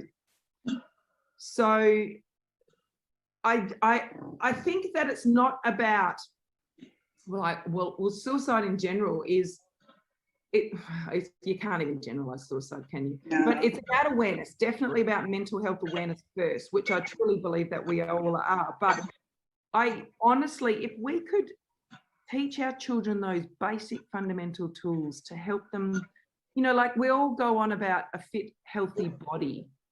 Yeah, but a fit, healthy mind is just as important. Absolutely. Yeah. Or even, you know, in my eyes, I believe it's more, because that's the control center of the rest of your life. Everything. Body, Yeah. It's so true. Yeah, the whole direction. And then as the 21-year-old, I laid a lot of blame on myself as well for quite a long time. And it took a lot of work to clear that, because at 21, I had the same thing. It was just a reoccurrence of an 8-year-old. It was like reliving the past, someone you so close to you. Yeah. And to be left, I think I suppose I've definitely been working through some abandonment issues here as well. Yeah. Yeah. Everybody has their stuff, but if for suicide in men, it is such in Australia right now, and in the world, especially right now with COVID and everybody being isolated, the mental health, depression and suicide, we need to fix this, or we need to have a positive influence in this. Yeah. A little 8-year-old girl could have had her dad, if he had have known the power of, you know, of his mind. So he learned how to, some of the things that I've been teaching in these programs is learning to flip your thoughts or flip your power. So understanding or being self-aware enough to know when you're on the downward spiral. Yes. Just, you know, you and I ourselves on a daily basis, somebody with a naturally positive mental attitude, sometimes I can get up and be as grumpy as hell. Yeah. And to be self-aware, you know, and I don't kick the dog, but if I was going to, that's what I would do. Or I would be angry at the kids, or nothing would work. And then nothing works because you head on this negative spiral. If you can be self-aware enough to grab that and flip it, you can head yourself back on the right path again. It's as simple and easy as that. Tricks and tools to grow a strong, fit, healthy mind. Yeah. Wow. Wow. So based on how you have managed to pick yourself up twice from these two major life experiences, if we were to teleport you to the 100-year-old you, just go into the future and you're looking back at your life, if you're going to have a conversation with that 100-year-old you, what are you going to say to her based on how you've lived? Yeah, good one. So that they talk about the dash, don't they? You know, Yes. Have you ever heard the dash? I know that. When I'm 100, yeah, it's a good one. That is a powerful story, isn't it? The dash. So when I'm 100, I am going to be spent. I am not going to have anything left in me. I am going to have, one of my philosophies in life is to do more, have more, be more, and give more. So when I'm 100 years old, I will say, Sally Galvin, well done. You can pat yourself on the back. Well done. Look at the ripple effect. And that's what blows my mind, because if we can create, just say, for example, with my 4 boys, create just like in our own little nest egg. Yeah. Grounded, resilient, well-adjusted children. They grow up with a fit mind, okay? They grow up to be grounded, resilient, and well-adjusted. And how do they parent their kids? By leading by example. And so on, and so on, and so on. So that ripple effect is generational. Absolutely. The ripple effect is what blows my mind. And that is what gets me so excited. So if I can help, so obviously I'm doing my very best with my 4, but if I can help other parents, if I can help other children just slightly change their trajectory on their life, improve their mental well-being. Have some tools, have some tricks, have some whatever you want to call them to help them grow a strong, fit, healthy mind. They will grow up to be mind fit parents. They will bring their children up to be mind fit.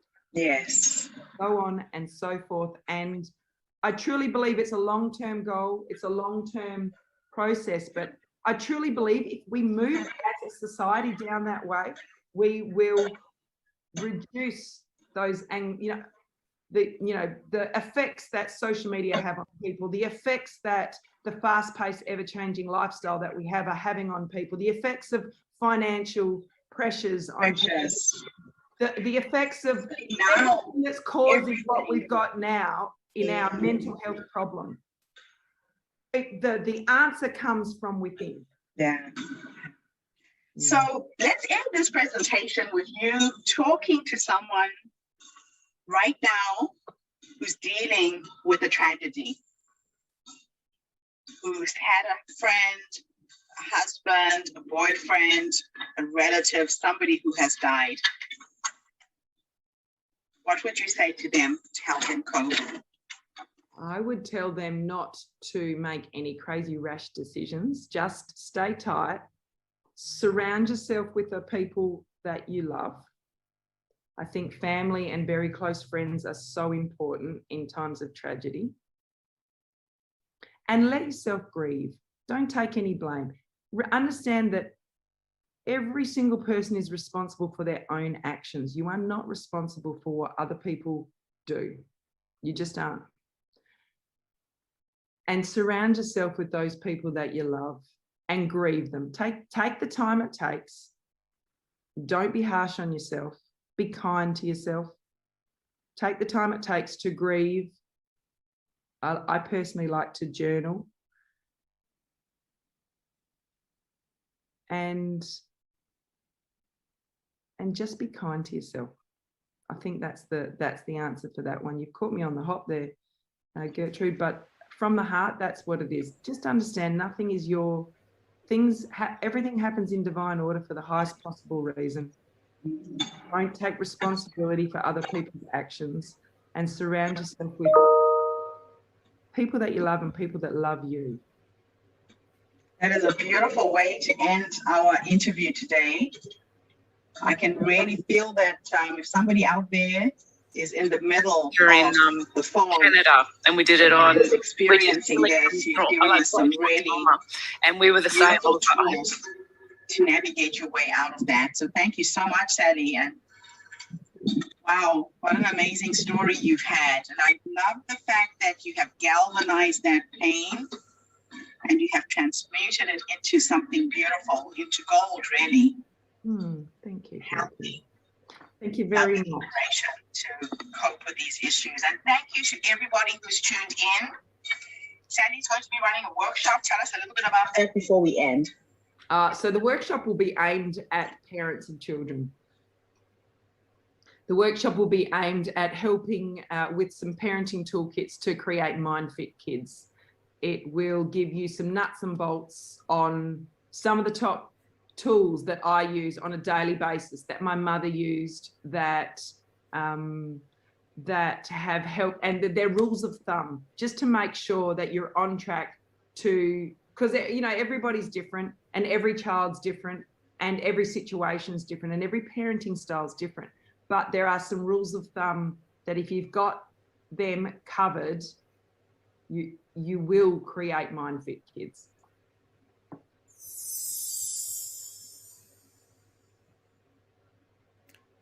Wow. Another amazing woman. When I met Sally and she told me her story, I started imagining what that would be like to lose two people you were very close to.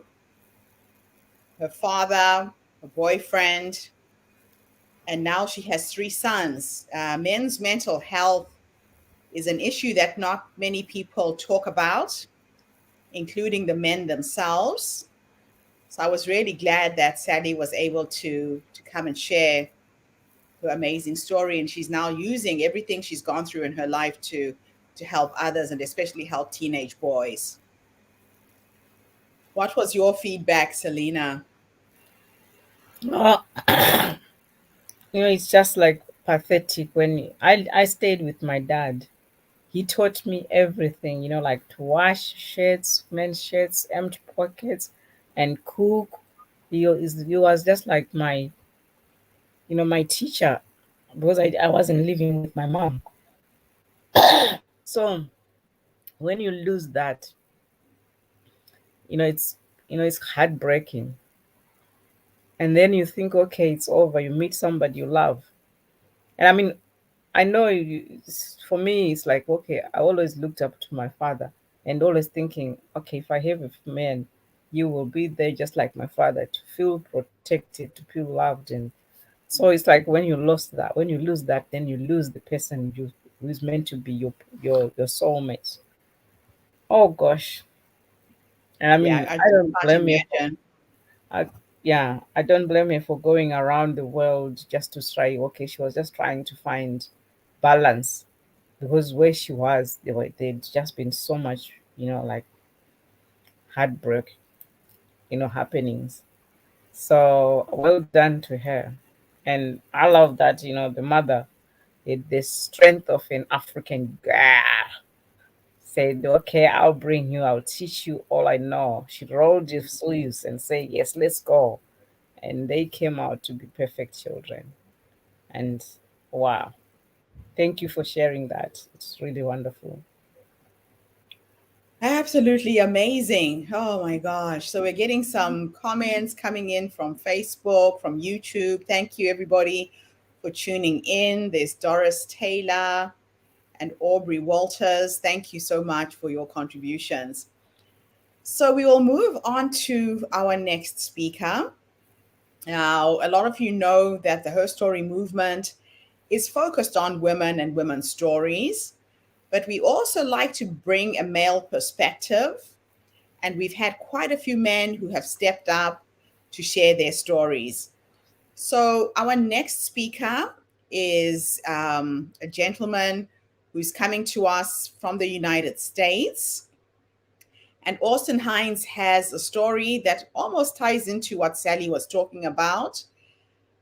He lost his son to what was suspected to be suicide, and it completely changed his life. So, Austin, thank you for gracing us with your presence. Thank you for sharing your story with us today.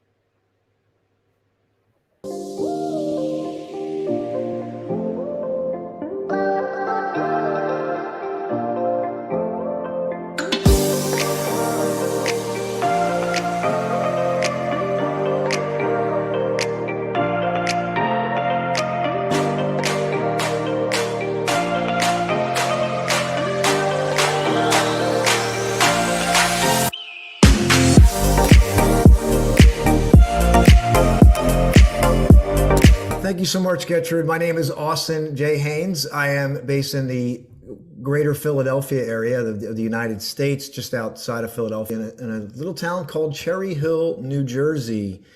And I just turned the big 50 last month. Congratulations. That's wonderful. Yes, I feel great. So, you talk about stories. Tell us what pivotal time your story took a turn.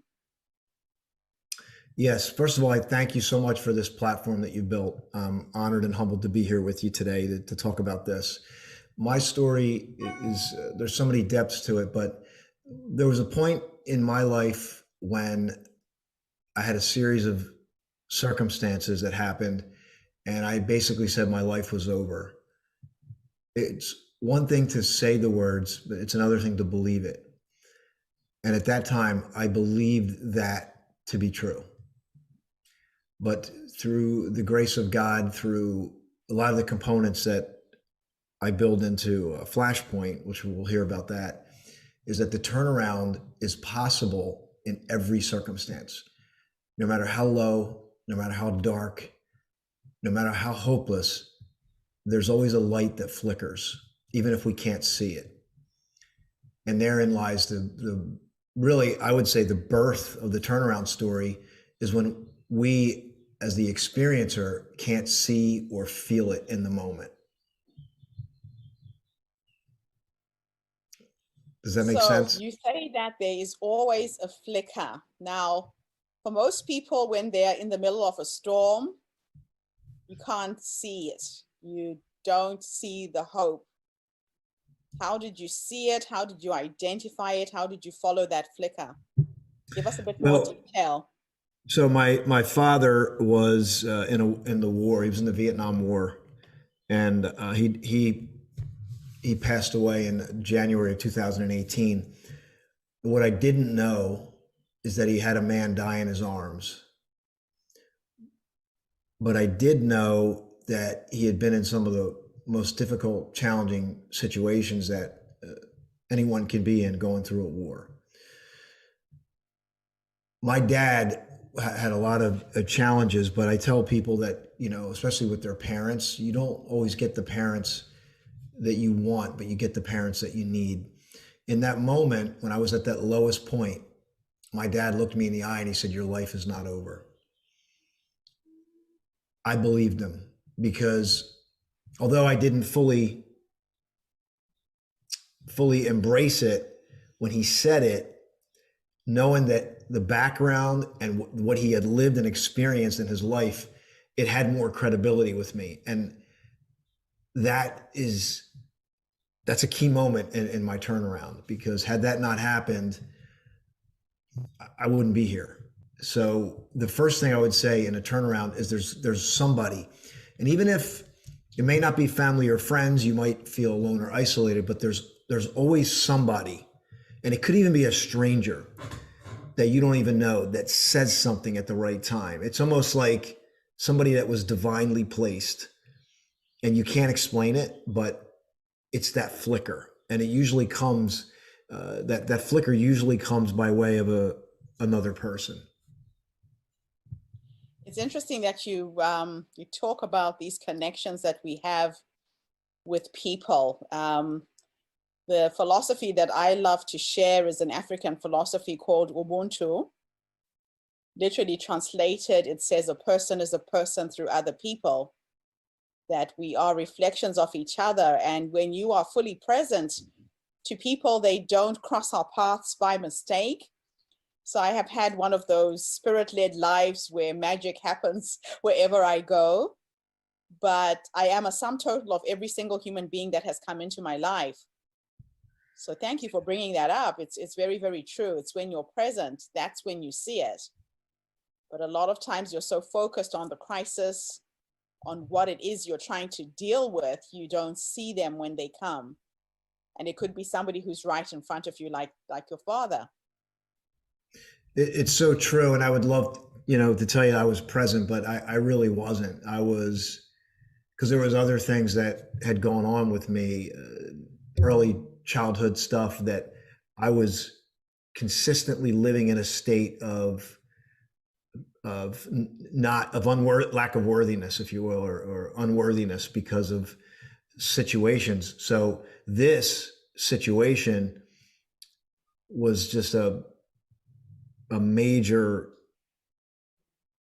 it was a catastrophic thing that basically pulled me deeper into that there was something wrong with me. And the process was a long one for me. And I tell people, and even in the book, I took the long road, but I'm still going to end up on time, and so are you. And that means that regardless of what other people's lives present, and regardless of what someone else's journey, the one thing that we want to avoid is comparing ourselves with their journey, saying, I should be there, I shouldn't have gone through this, or this should have happened differently. And I lived in that state for a very long time. And it's a state that I don't recommend anybody live. As a matter of fact, if you're there, we want you to move out right away and get into a different state, because there's a better way to live. And it's through that presence that you just discussed, where your true power lies, the ability to embrace what has been, to embrace what is, so that you can consciously create what can be. So if you were to go back to the younger you, that young person who was struggling in the middle of the storm, what 3 nuggets of wisdom would you give us? One is embrace what has happened. Nothing changes unless you embrace what has fully happened. A lot of times and by embrace, are you talking about fully accepting that you are at a certain point in your life? Just elaborate on that a little bit. Embracing doesn't necessarily mean accepting. Acceptance is the fruit of embracing. If I can allow myself to embrace what has happened, I'm not in a state of this shouldn't have happened to me. The embracing will lead me to acceptance. And that road, that journey can be, it could be, short, it could be a month, it could be decades for some people. They won't embrace what has happened, which blocks acceptance. So for me, younger self, embrace this. Number 2, what are you going to do differently? Like, that's the turning point. Is the decision that you're going to live differently, that you're going to make immediate changes. You're going to do whatever it takes to continue that turnaround. And then number 3 is believe in yourself. Go deeper in that the vine has put a imprint on your soul. There's something deeper. And if you can't believe in yourself, believe in source, believe in God, believe in creation, that everything in creation is meant to sing its purpose, your purpose, my purpose. And that belief is in everyone. It's there. And for me, it wasn't. So there are the 3 things is to fully embrace it, so that you can get to acceptance. And then in that turnaround, it's got to be a resolute decision. It's because my journey took a long time. I still was unconscious for a long time. Mm-hmm. And that's why the closer you can bring those together through awareness, which is this discussion right now, then you can get to that belief in yourself and trust in yourself and your creator.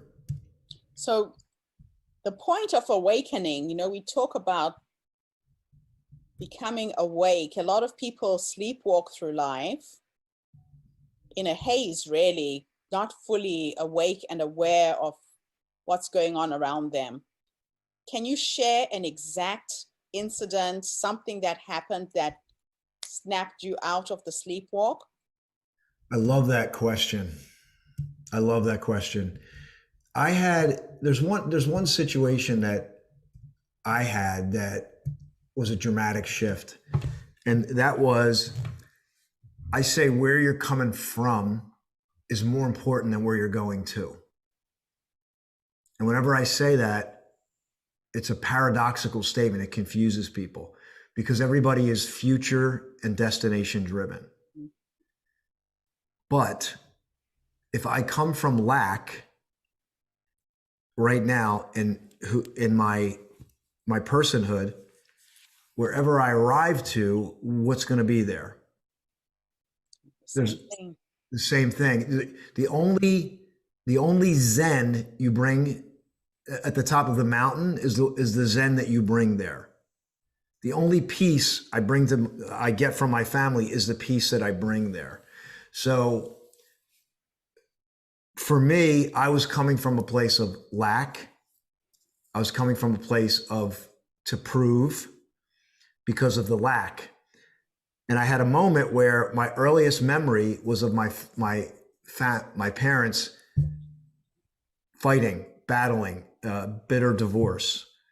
And I distinctly have a memory of that happening. But through a process that I went through, I learned through this process that there was a moment before that I had forgotten, where everything was perfect. Once I had that shift, where I was coming from started to change. And once where I was coming from changed, now I'm bringing something different into my existence. And that's why it's funny when I do my live events, I tell people, what if you could change your past? And they say, well, what do what did I sign up for here? How can I change my past? And then we have these glasses that we bring out. And the idea is that when you see your past differently, it changes. Yeah. Isn't it true? It's very true. So it's all about the perception at which you're looking back and how you have got to this point. It's interesting. Exactly. It's also, I kind of hear that one really has to take full responsibility to what you are bringing to situations. Because the only thing you can change is you. You can't change anyone else. You can't change the situation in most instances. But what you can do is change how you perceive it and how you see it. Absolutely. Amen to that. When I was 25, thank God it wasn't sooner, but thank God it wasn't later, is when I realized that it was me. My rise and my fall, my whatever was going to be was up to me. And it's cliche because you hear people say it all the time. Even when you're growing up, you hear it. But if you're not ready to receive the message, you're not going to get it. And that's why what you're doing here with the podcast is so important, because I tell people all the time, I go back to the basics. It's not what we think we know. It's the way we live that shows what we know. So then let me take you into your future. If time was an illusion and your past, your present, and your future existed on the same timeline and you could literally teleport between, you were to have a conversation with the future you at 80, 90 years old, sitting on your rocking chair, based on what life has taught you, what would you say?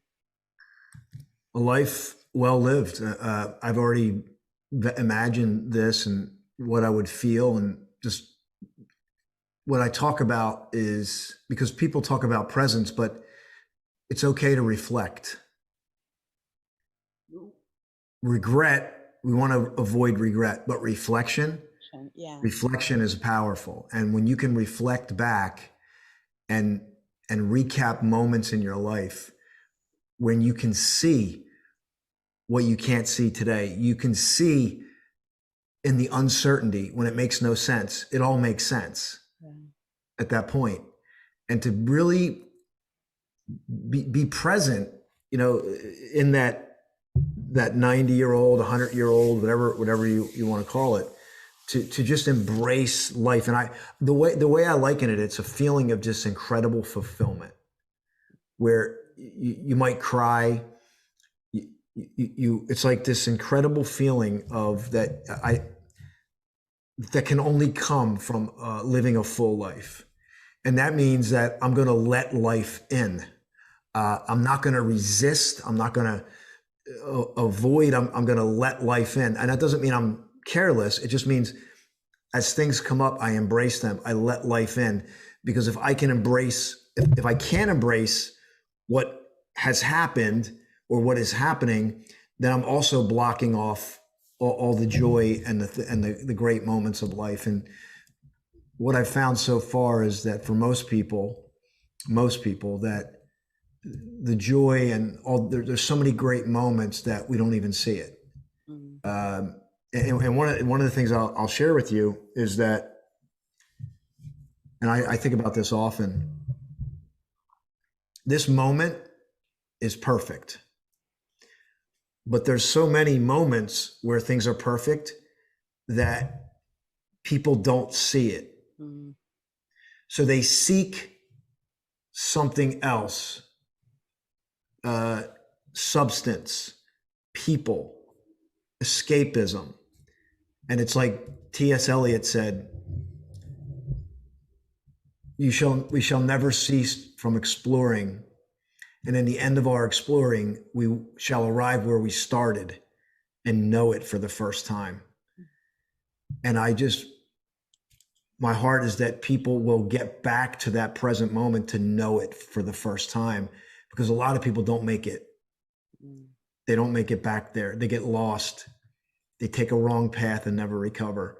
Yeah. And that's why I hope this reaches people, because there's so many blessings in life that if we can only see them, and then if we can see them in this moment, we come from a different place and we bring that into everybody we touch, we come in contact with.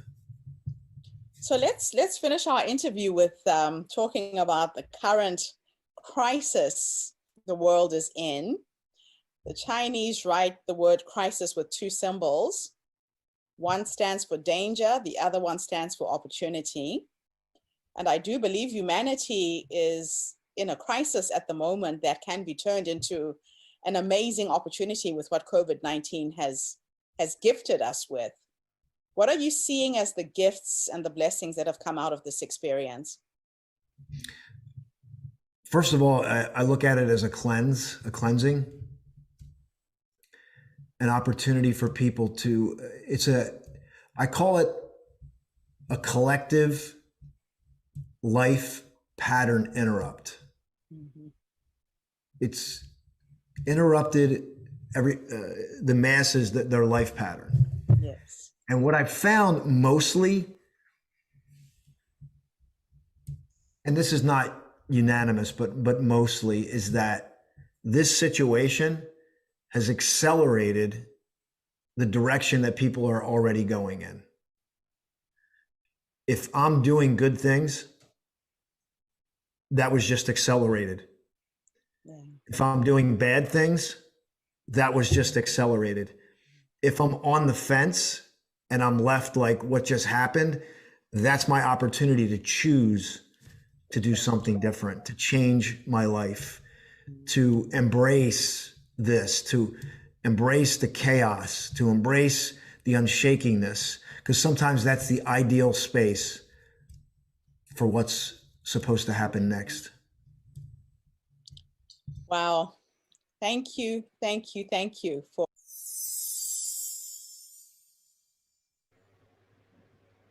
wow. Amazing insights. Austin, thank you for gracing us with your presence and sharing your knowledge and wisdom with us this morning. A lot of people need to just pause and kind of take that in. What did you think, Selena? Yeah, it's just, I mean, coming from a man, it's just so vulnerable and so open. It's wonderful. I mean, for him, he says it was a turning point. That was his aha moment, Yeah. just being there for his son. So, oh, wow, powerful. Another I mean, amazing day. yeah, it just reminded me of what, like when you were talking about acknowledgement or acceptance. That's what my acronym is as well. In my book, My Pain, My Teacher, I wrote, acts. It was accept or acknowledge, then create, then take action and save. That's what I love doing. So it's just like, okay, you see the problem, you see the challenge, and then you accept. It's lovely. Thank you. Fantastic. Mm. Wonderful. So our next speaker is coming to us from the United States. Lupe Christensen is a dynamic human resource practitioner who's turning her personal journey and passion for helping others find joy and happiness into her lifelong mission. With over 20 years' experience managing diverse employee workforces issues at companies including Thermo Fisher Scientific and Kellogg's, Lupe offers a unique blend of vision, compassion, and knowledge. After going from a domestic abuse victim to earning a degree and making a successful career, Lupe uses her experiences to empower women through their emotional healing process with education, self-awareness, and emotional intelligence tools. She's an active leader in her community, holding membership in Women Rebuilding Women, the Silicon Valley Chamber of Commerce, and the Latina Coalition Silicon Valley. So Lupe, thank you for being a part of our movement. Thank you for sharing your story. We will share your video now and then give you some feedback as well.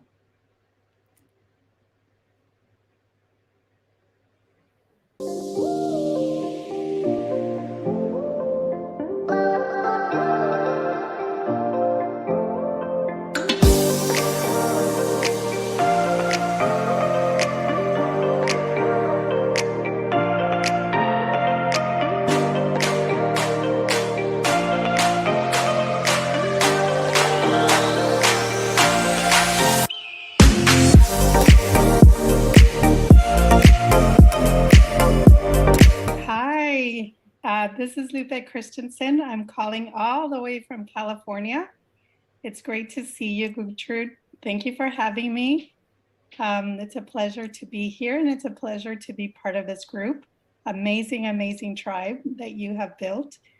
So I'm based in California. I am 53 years old, and just so you know, I hardly share my real age. So I always take off a few years. However, I am 53. So my story actually begins with my courageous mother. So the setting is in Mexico, and it's 1970s. She's a beautiful young lady who marries into a very, very wealthy and a well-to-do family in Mexico. So misaligned, everyone around. Her new husband is sort of a golden boy type of a man. He grew up in a wealthy family with servants and a father who was in politics. He was actually the commissioner of the small town they grew up in. So she married very wealthy. And after 6 kids, one night on Valentine's Day, her I'm mute and say something, guys. Was my grandfather at the Renee, time, good to see you was there, assassinated. please. So they were forced to leave the town because the people who assassinated my grandfather were looking for my father next. So it's a family rival. So they left town. They left everything behind. They left land, businesses, money, etc. And my father did not know how to cope with the loss of the father, the loss of the wealth, the businesses. And so he started drinking heavily, became an alcoholic, and couldn't really come to terms with the current situation. So my mother and my grandmother at the time decided that perhaps he should seek treatment, medical treatment in the US. So they organized a trip for him here in the US, and he had been here in the US many times already. So he left 6 kids. My mother, my grandmother in Mexico came out here, and 6 months later, they still didn't know his whereabouts. So my mother decided that she would come to the US to look for him. She was alone with the kids, and my 2 older siblings were, in their teens already, and she thought that they need the father, right? They need a father figure in their life. And so she came out to the US to find my father. 7 years later, the rest of the family migrated to the US. Okay. That includes myself. I came to the US when I was maybe 8 or 9. I can't remember that. We're now targeting our around that time. When I first came to America, I found our little home in the Central Valley to be just a beautiful paradise, very green, luscious, lots of flowers. I was introduced to fabulous food like peanut butter, Wonder Bread, which was my favorite. And I was then enrolled in school. I didn't know how to speak English. So I'll go back. And didn't understand, my environment, the culture, really didn't understand a lot of it. Everything was new to me. So we were enrolled in school, and everybody was different than me. I was, well, now I have my hair a little light, but back then it was a little darker. And I felt like I was the only Latina in my classroom. And my teacher I'd like to invite you into had an assistant teacher who spoke Spanish. And so she used to translate everything the teacher said to me. And I asked her, my first day when I was in school, I asked her, what did my teacher say? I was just in love with my teacher. She's an older lady, beautiful Caucasian lady with, essentially a digital marketing gray hair, bun, very nice looking, very clean and tidy. And so I asked her, what did she say about me? And she said, well, she is glad you're here. She likes that you're clean, even though you don't know how to speak English. So that kind of stayed with me for a long time, and I still struggle with that. Because, I mean, it's true, it was true. But for some reason, it just really, it resonated with me. And I think because of that, I still struggle with the language. I know how to speak the language well, but in speaking situations, that comes back to my mind that I don't know how to speak English. So Gertrude was the one that was hopping in. Anyway, going back to school, my parents picked us up one day, and they had already packed everything from this little paradise that I came to know, my first home in the US. They had packed up all our belongings, and we were headed to Lodi in Stockton in California, and didn't understand what was happening. Canada. And we got to this campground and unloaded our belongings. And we were told we were gonna spend the summer there, part of the summer there, picking cherries. So we started picking cherries. We were there maybe 2 weeks, 3 weeks in Stockton and Lodi, and started early mornings, probably 4 a.m., got up early. And this was early May. So we left school around the beginning of May, before school was out.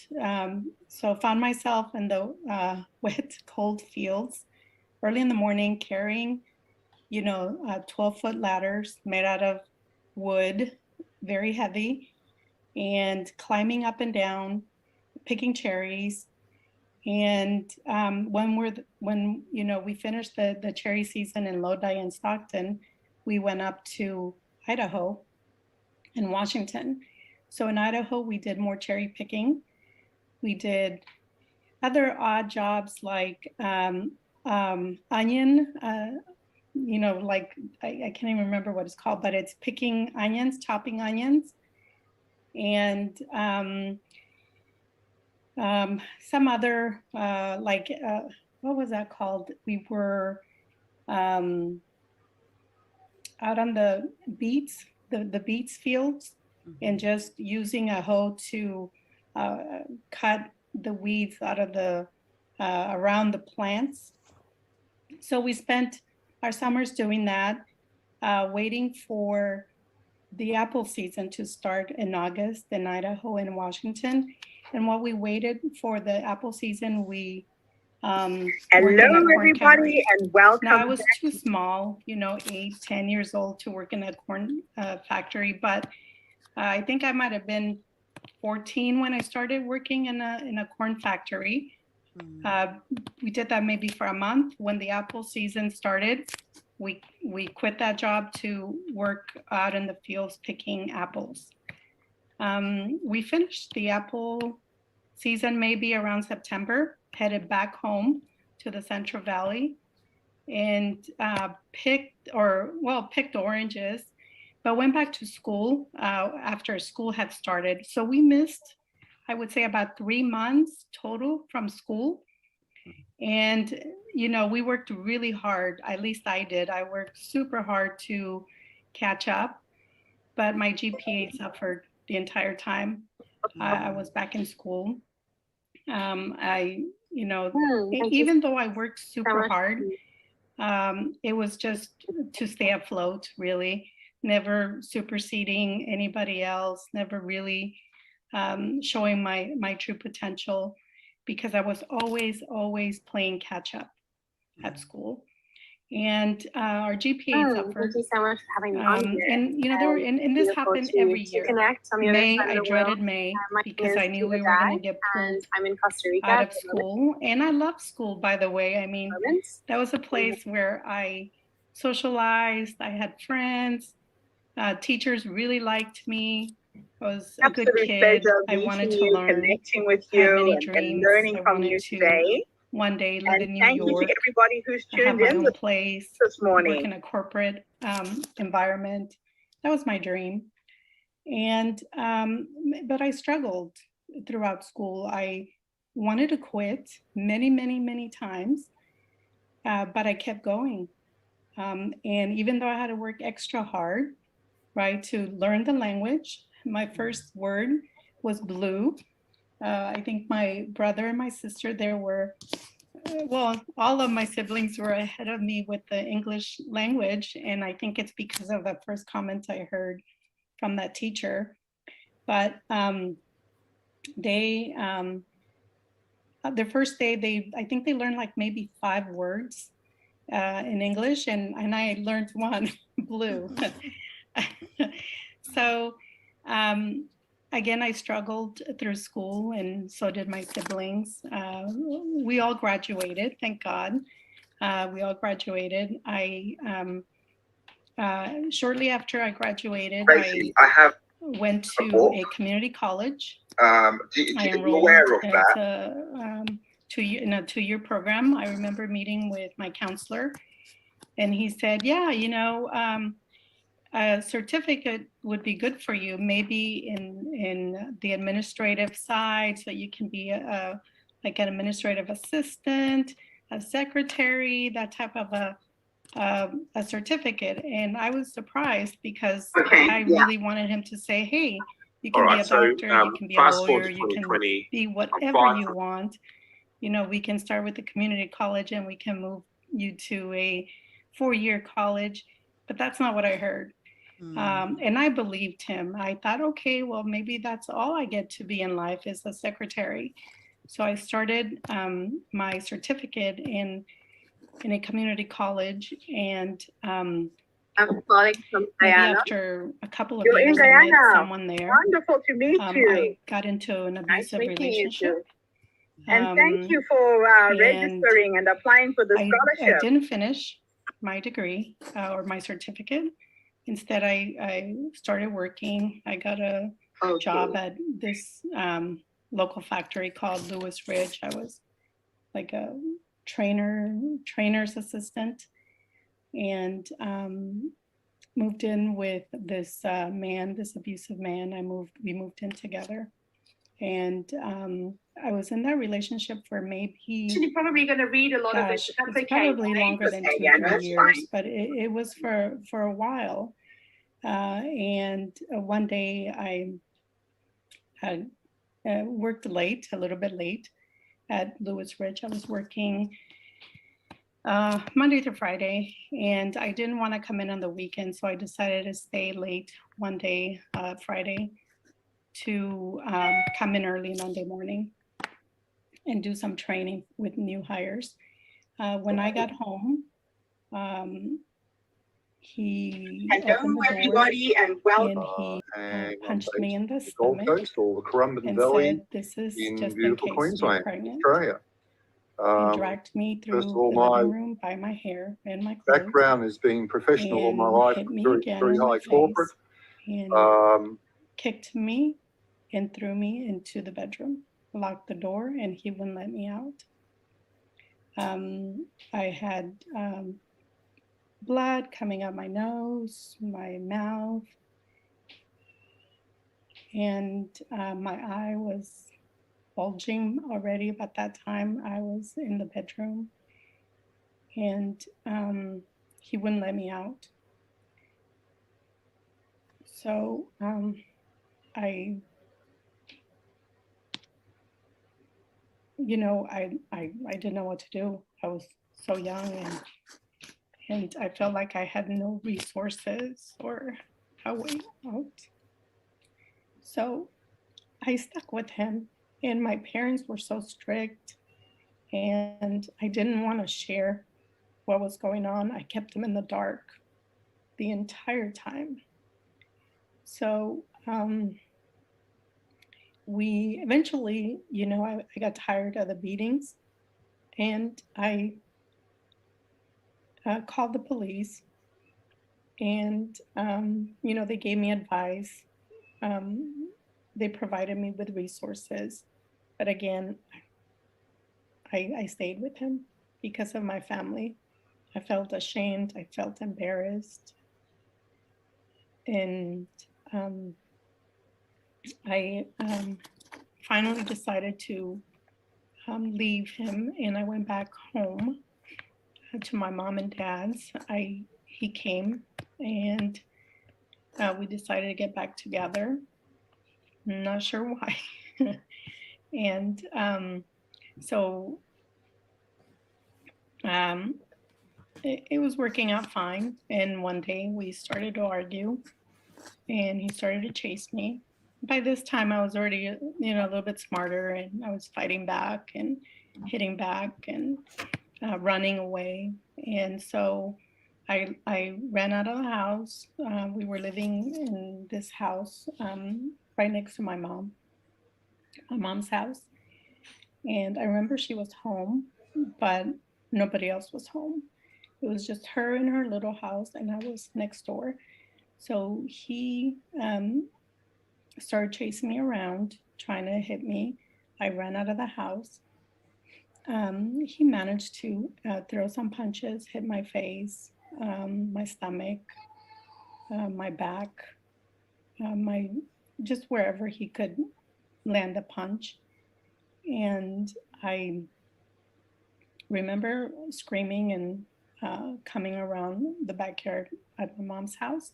My mom came out, and she said, "What's going on?" And he was irate, and trying to punch me. My mom picked up a chair, and she tried to get between us. He then tried to, like, he reached out like as if he was going to strike my mother. At that point, I realized that that's it. That's it.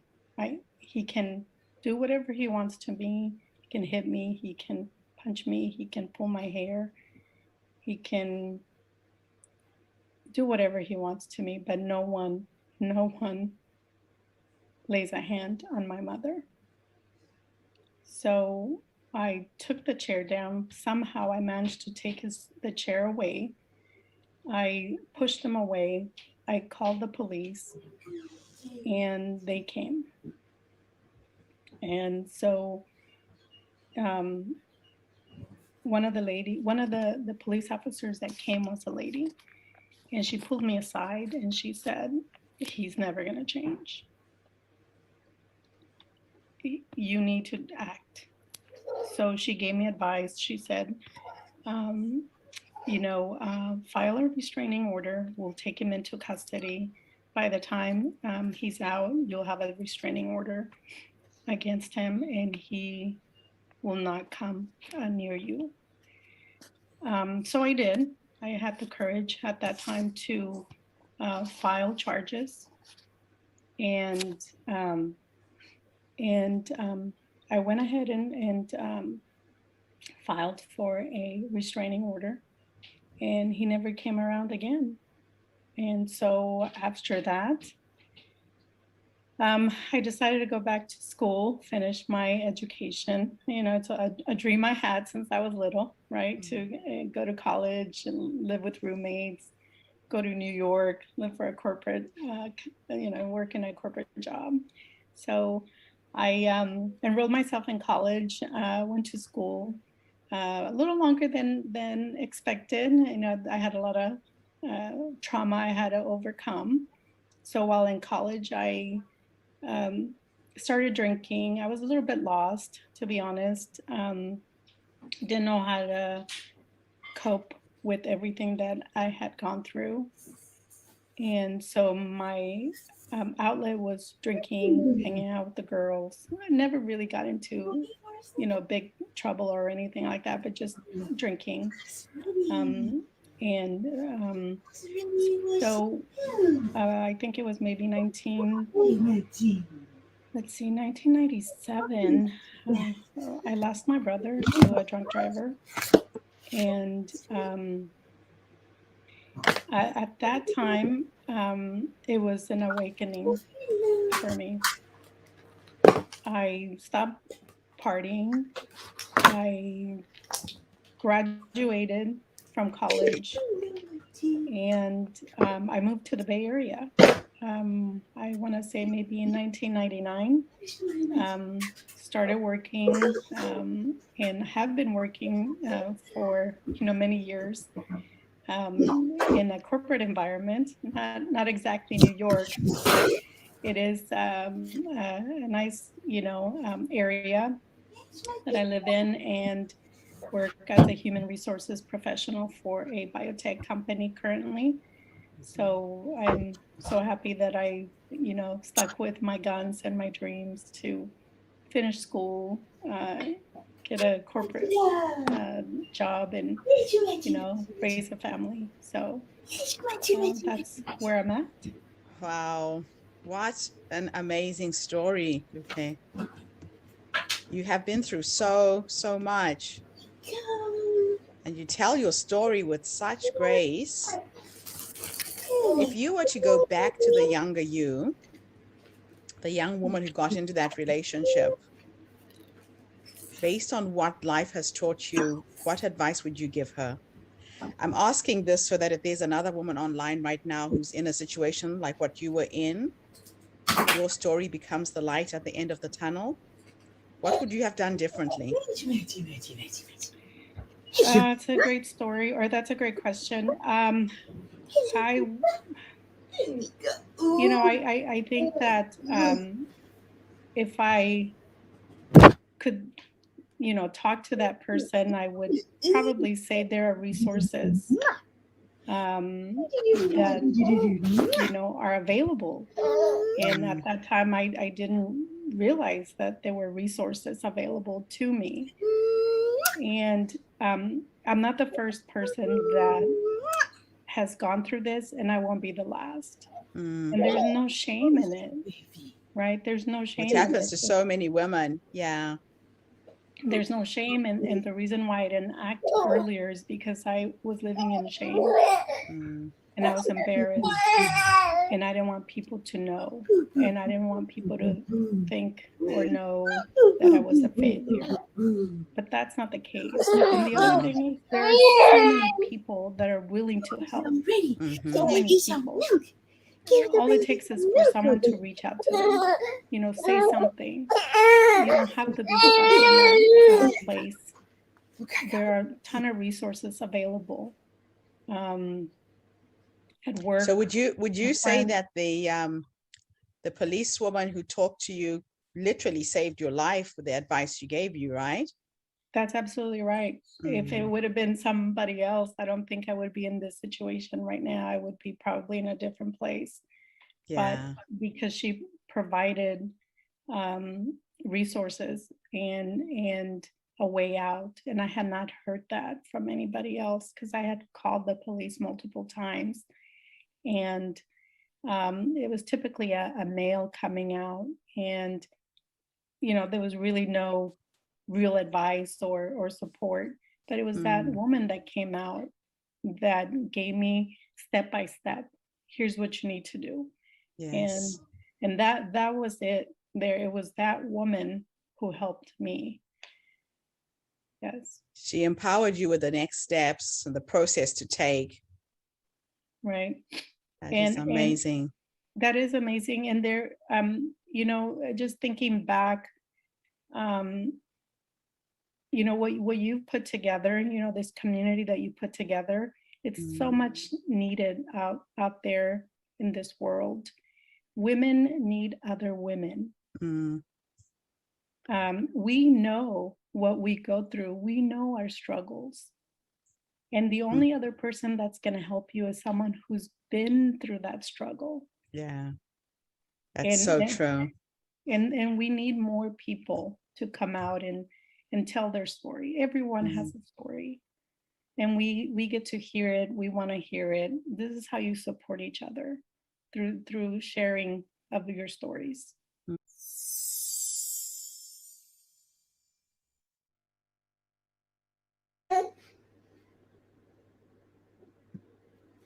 Wow, yet another amazing, amazing woman. Lupe, thank you so much for gracing us with your presence and sharing your story with us today.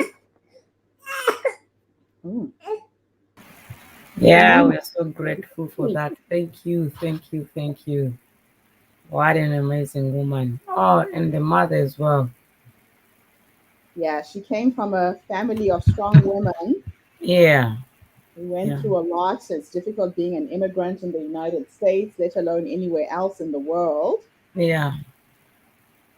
And domestic violence and abuse against women is happening every single day. And women don't speak up because they feel ashamed. And yet there's absolutely nothing to be ashamed about. No. Wow. So we're going to end our day, Selena, with 3 videos. So I know it's late there and you need to go to sleep. Yeah. So I'm going to play the next 3 videos, 3 amazing women who shared their stories with us before we end. But thank you so much for coming online and helping me moderate today's conference. I'll see you tomorrow. All right. Okay, here we go. All right. Good day.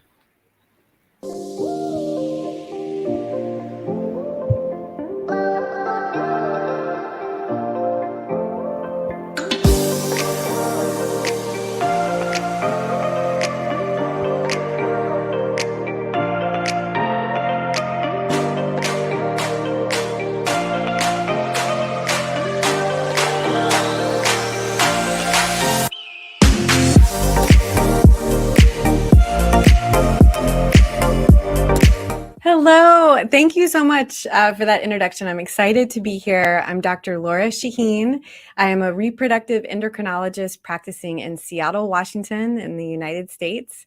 I am 45 years old, and my story is that I've been helping people build their families for over 15 years after a lot of schooling and a lot of training. And I'm very grateful for the role that I play in people's lives and what I get to do every day, which is help people build their families. I'm originally from North Carolina, which is on the East Coast of the United States. And I went to college and studied science at Georgetown University in Washington, D.C. I went back home for medical school at Wake Forest University in North Carolina and got exposed to all different types of medicine. I had a really hard time deciding what I wanted to focus on because I was fascinated with lots of different types of medicine. And my last rotation was obstetrics and gynecology, and I absolutely loved it. It combined surgery, primary care, fertility, women's health. Just thought it was a fantastic field. I matched in a residency in obstetrics and gynecology in San Francisco. So I went all the way to the West Coast to do some training. It took 4 years to complete that residency program. And in that training, again, I just loved what I was doing. I loved delivering babies. I loved helping with gynecology surgery. But I was really fascinated with infertility and a lot of the technology and how much things were changing so quickly in the field. I loved IVF and just really being a part of that really important part of someone's life. And so I decided to do a fellowship in reproductive endocrinology and infertility, and was fortunate enough to match at Stanford University. So I stayed in the Bay Area in California. That was a 3-year program. That is a lot of school. You can see all the degrees. I don't know what to do with it. I just put them on my office wall.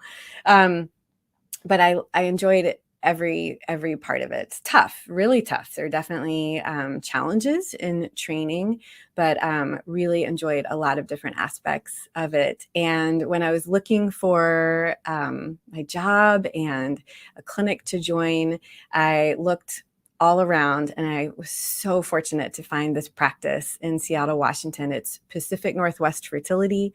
It was founded in 2005. I joined it in 2009, and I have been here ever since. It's a fantastic, wonderful practice.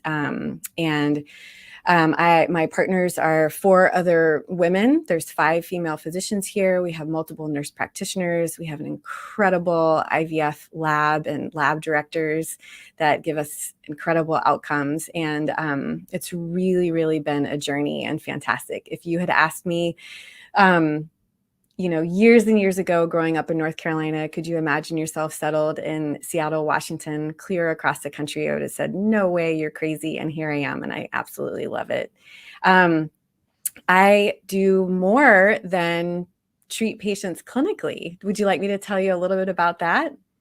Yeah, you are in a fascinating field of medicine. And, our focus right now is on women's health. And, when I was trying to find out more about you and I was reading up some of the information you put out, you said 1 in 8 people are infertile. Are the numbers that high? Absolutely. Absolutely. I think that we're taught in school and we see on TV and in popular culture that the assumption is that it's easy to conceive. The assumption is we're in complete control of our fertility because contraception does a great job. We can do a great job of controlling when we don't want to get pregnant. But then when we do want to get pregnant, it can be quite a shock that it doesn't happen easily for everyone. And it's more common than people tend to believe. Now, you have written a best-selling book called Not Broken. Tell us a little bit about the book. What is it? Absolutely. So my first book actually was an integrative approach to fertility, and I wrote it with an acupuncturist here in Seattle, and that was fantastic to go. It's called Planting the Seeds of Pregnancy, an integrative approach to fertility care. And it's really teaching people how Western medicine approaches fertility care, which is what I'm familiar with IVF and treatments and medication. And then the co-author, Stephanie Giannarelli, she introduces how Eastern medicine feels and treats fertility. And we both believe that together, very often, people can have incredible outcomes. And so I learned a lot in helping Stephanie with her book. Honestly, that was her idea, and I learned a lot. And I had trained and focused on early miscarriage, first trimester miscarriage, and recurrent miscarriage in my training at Stanford. Because when I was at Stanford, my mentor, Dr. Ruth Lottie, opened one of the very few centers for recurrent miscarriage in the country at that time. And so I learned a lot being in the right place at the right time, and started seeing a lot of recurrent miscarriage patients in my own practice. And I realized very quickly, you can only retain so much information when you have that visit with a doctor. It's even if it's a half hour, it's an hour together, you can get some information, but you just can't retain it all. And I was searching for a book that I could give my patients to sort of talk about, okay, these are the tests that we're doing. And this is why we're doing the tests, and these are the treatment options, and this is what to do if this test is abnormal. And I just wanted to give people that information so that they could continue learning when they leave the clinic. I think a huge part of my job is teaching and educating. I want people to not only understand what we're doing, but why we're doing it. And by writing this book, I realized that I could give this resource to my patients, and I self-published it, and I wanted it to be available for everyone who wants to learn more. At the time of publication in 2016, there just wasn't a book like it. It seemed to me that the books that were out there were either very highly technical, like this thick and like written from a very medical and completely evidence-based medicine, which is exactly right. And that's exactly what I do too. But almost too much information and very technical. It's just hard to read as a layperson. Or the other types of books that were out there were wonderful stories that people were sharing and their own personal journey through recurrent miscarriage. And I wanted something that combined it. And so Not Broken is a labor of love and an incredible experience. And it's really been well received. So thanks for asking about that. Well, it sounds to me like it's a real gift, because the infertility journey can be lonely. It can be very, very stressful. And a lot of times couples just don't know where to start, don't have the resources, or like you're saying, the medical practitioners attending to them are talking way above their heads. It's hard to digest everything that they need to consume while they're going down that journey. So what would you say is the cause of recurrent miscarriages? Some women get lucky, get pregnant straight away. Others don't. What is the cause? The most common cause of first trimester miscarriage is an issue within the embryo. So it's typically a genetic issue. If you're able to test the pregnancy loss, you'll find that 60 to 80% of the time, it's a chromosome imbalance. It's a misconnection when those chromosomes come together. Half of the copies come from the egg, half of the copies come from the sperm. And when they come together, a lot of times it comes together correctly, but if there's imbalance, if genetic material is lost or over duplicated, or there's too many chromosomes or missing chromosomes, then the pregnancy can start and cells can develop and it can implant, but at some point it's just going to not continue developing. And this is huge for understanding, because forever, anything that had to do with family building, fertility, sex of the baby, miscarriage, it's always been the woman's fault, right? Like, it's a woman's responsibility to provide the babies in the family. And so if anything goes wrong, it's got to be, the woman's fault. And we sort of fall into that. And a real issue with not talking about infertility and not talking about how common miscarriage is, 1 in 4 pregnancies will end in miscarriage, but we still don't talk about it. And it allows us to sit in shame and silence. And by not sharing, we're not realizing how common it is. And most people that have miscarriages do go on to have a baby if they try again. Now, that doesn't mean that there aren't things that we can test for. So if someone's having miscarriages, we should absolutely do an evaluation and make sure we're not missing an anatomy issue, an immune issue, a blood clotting issue, hormonal issues.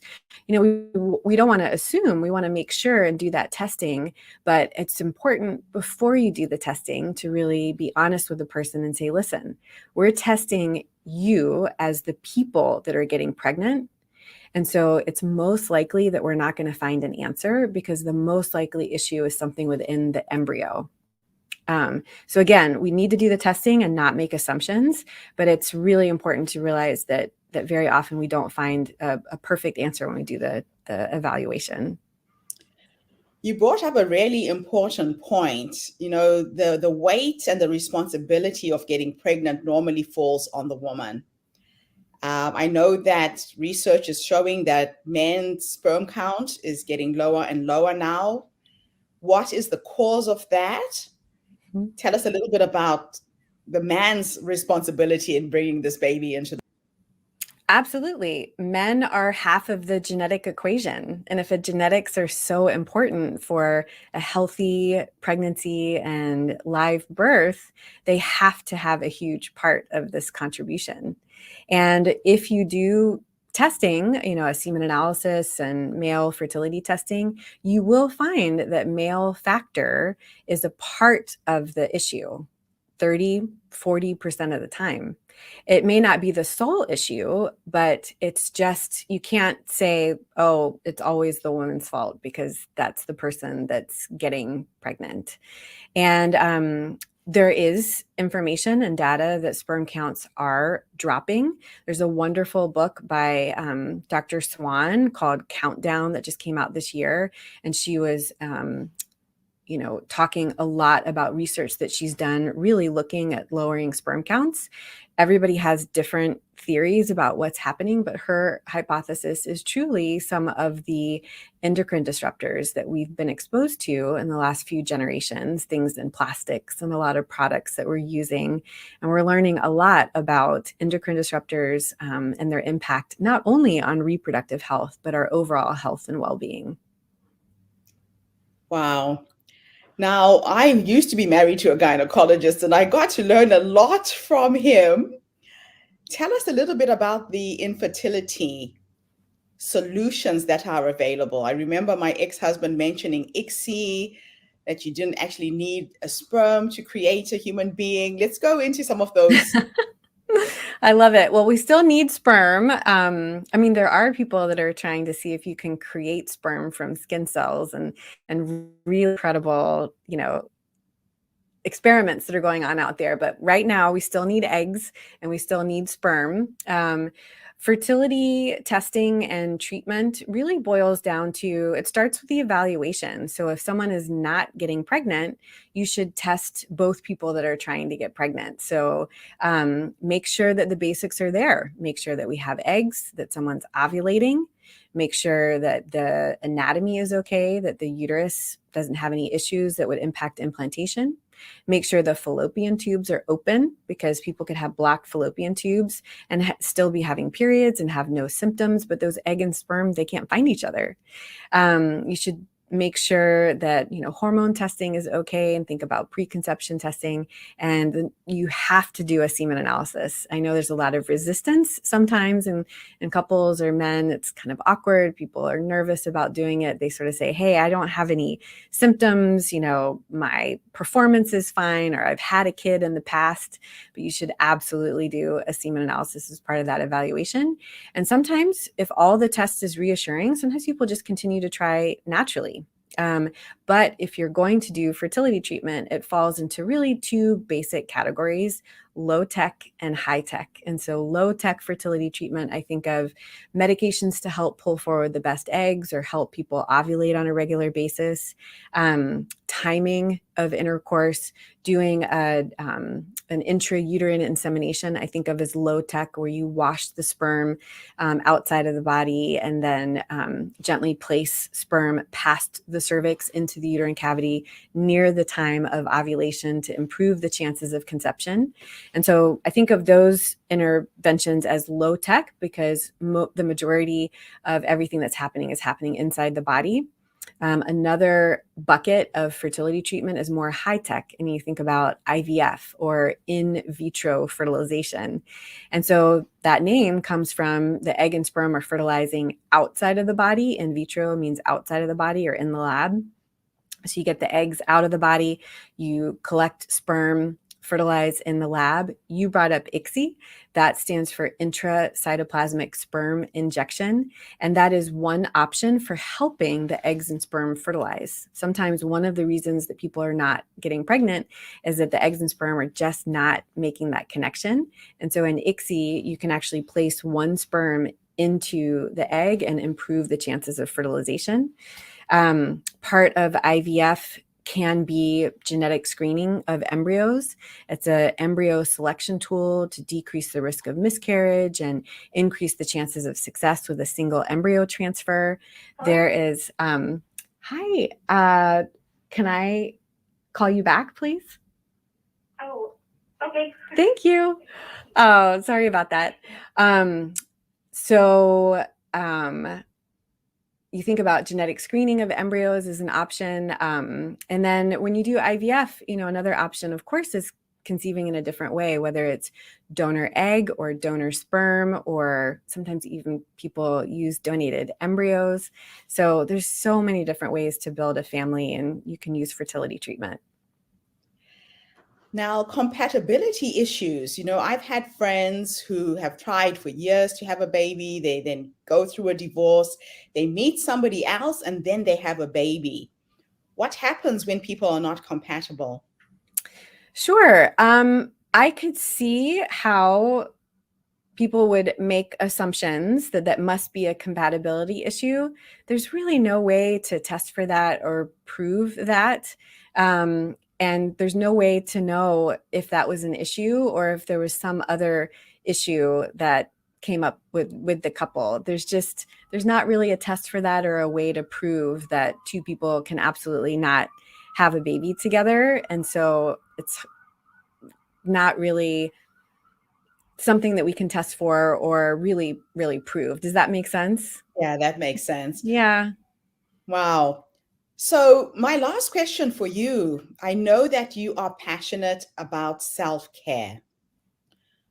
People go through so much stress when they're going down this journey. Give us some tips, some nuggets of wisdom on how people can really focus on taking care of themselves when they are going through this. Absolutely. I think that mental health and emotional wellness are as important as some of the treatments that I can offer with medication and procedures. There is an absolute connection between fertility and stress. It's a chicken or egg. You can't prove that stress causes infertility. You can't sort of link them directly, but the infertility, not conceiving when you're ready, the treatments, it's all stressful. We can't eliminate stress, but if we work really hard on our stress management tools, we can decrease our time to recovery from stressful events and really walk through this journey. Fertility and getting your family can end up being a marathon, not a sprint. And so we need to build tools to get us over the finish line. And everyone's different. But I talk to my patients about one-on-one therapy. There's nothing like one-on-one therapy. It's incredible. Sometimes it's hard to find the time. Sometimes it's hard to find that therapist that you connect with. Some people really appreciate group therapy. Sometimes you can find it through, in the United States, there's resolve.org, which is a nonprofit patient-led fertility organization with education, but also they organize now through technology, Zoom or Microsoft Team meetings where people can connect and share their stories and support each other. And sometimes people find time to themselves, journaling, practicing gratitude, mindfulness, fertility yoga, taking walks, reading, just making sure that you take care of yourself and your emotional needs is essential. It is so easy to compartmentalize and put yourself on the back burner and take care of everyone else's needs before your own, because it actually takes work to make that space to do it. But I really encourage people, you're going to be a better employee, a better partner, a better, family member, a better friend, if you take that time to take care of yourself. And you know what? You're going to be able to continue to try if that's right for you. I talk to my patients about there's many reasons that people might stop fertility treatments or stop trying. Maybe they decide to go in a different path and they decide to choose adoption. Maybe they decide, you know what? A child-free life is perfect for me now. I've changed my mind. But if someone stops their fertility treatment because it's just too emotionally hard, they just can't take it, then I feel like I've failed them, because I really want to support them on that emotional journey. Fantastic. Is there anything I should have asked you? I want to squeeze as much out of you as I can before I let you go. Oh, thank you. I just really appreciate this opportunity. And I just want to tell as many people out there as I can that infertility is not your fault. Miscarriage is not your fault. And don't allow yourself to do that kind of self-talk. Be an advocate for your care, ask questions, be very careful what you read on the internet. I don't tell people not to read, but I just say, read everything with a filter and find that healthcare provider, that doctor that listens to you, answers your questions, and really walks you through this journey. Fantastic. Thank you so much. And thank you to everybody who tuned in today. Come back again tomorrow when I interview yet another fascinating guest with our focus on women's health. Have a fantastic day, evening, wherever you are in the world. Thanks again, Dr. Laura. Thank Bye for you. now, everyone.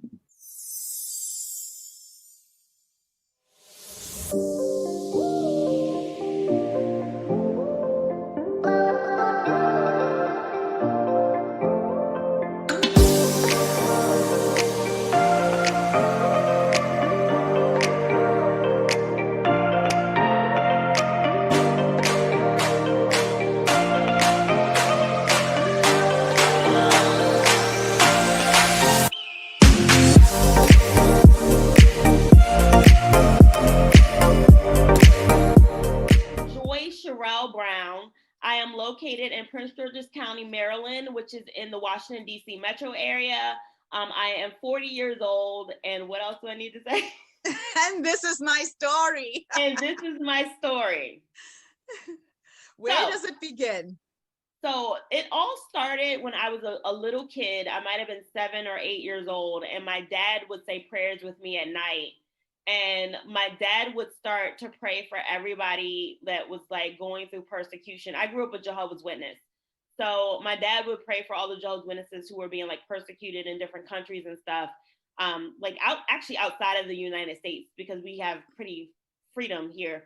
But back then I was a Jehovah's Witness, and I remember thinking to myself, like, there are a lot of problems in the world and I need to do something to help fix them. And I was a little kid. And I just was like, you know, it would be like you would pray, and it was just like, it's just impossible to pray for everybody. Yeah. So I was like, how can I help the most amount of people? And I discovered a couple years later, like I always knew that I wanted to be an artist, some type of artist. Like I started out wanting to draw pictures, and I wasn't a good drawer. I thought about being a fashion designer, and then I kind of figured there's only but so many ways you can make a skirt. So when I decided that I wanted to help the most amount of people as possible, I decided that I was going to make movies. And I saw the movie Home Alone when I was 10 years old, and Macaulay Culkin looked like he was having so much fun. And I asked my parents if I could become an actress, and could they get me an agent?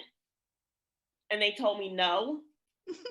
And so I decided, okay, they aren't going to get me an agent, so I'm going to write my own screenplays.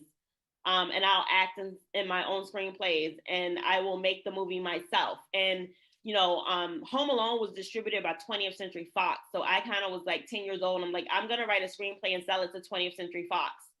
And that's where it all started. That is just incredible. Absolutely inspiring and incredible. Now, a lot of times as creatives, we don't have to wait for the path to be paved for us. You actually have to create the road yourself. So along this journey, what were the stumbling blocks? What were the things that you've learned up to this point? So, you know, I was 10 years old, and I wrote my first screenplay when I was 10, and I tried to produce it. I had a whole little plan and everything. I was gonna, you know, rent the equipment from Rent-A-Center. I was gonna ask somebody if I could use their house. I got my friends together and my cousin's husband to act in the movie.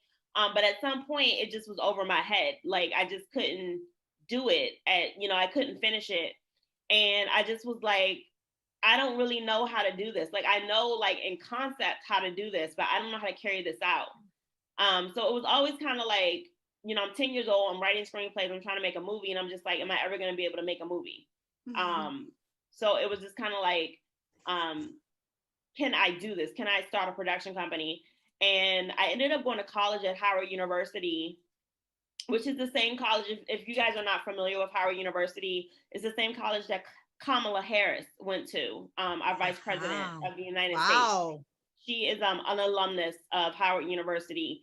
And when I went there basically because Felicia Rashad went there, the mother from the Cosby Show. Yes. I went that. to Howard, and I had a class that was called Telecommunications Ownership and Finance. and my professor had us write a business plan. So I kind of was like, all right, well, maybe this really can become a reality. I'm like, I started thinking in high school about starting a production company. I found the name Third Person Omniscient Productions, which is the name of my production company, in high school. And it's funny because like I came up with the name because first and foremost, I'm a writer. I'm a writer before I'm a director, before I'm a producer. I'm a writer first and foremost.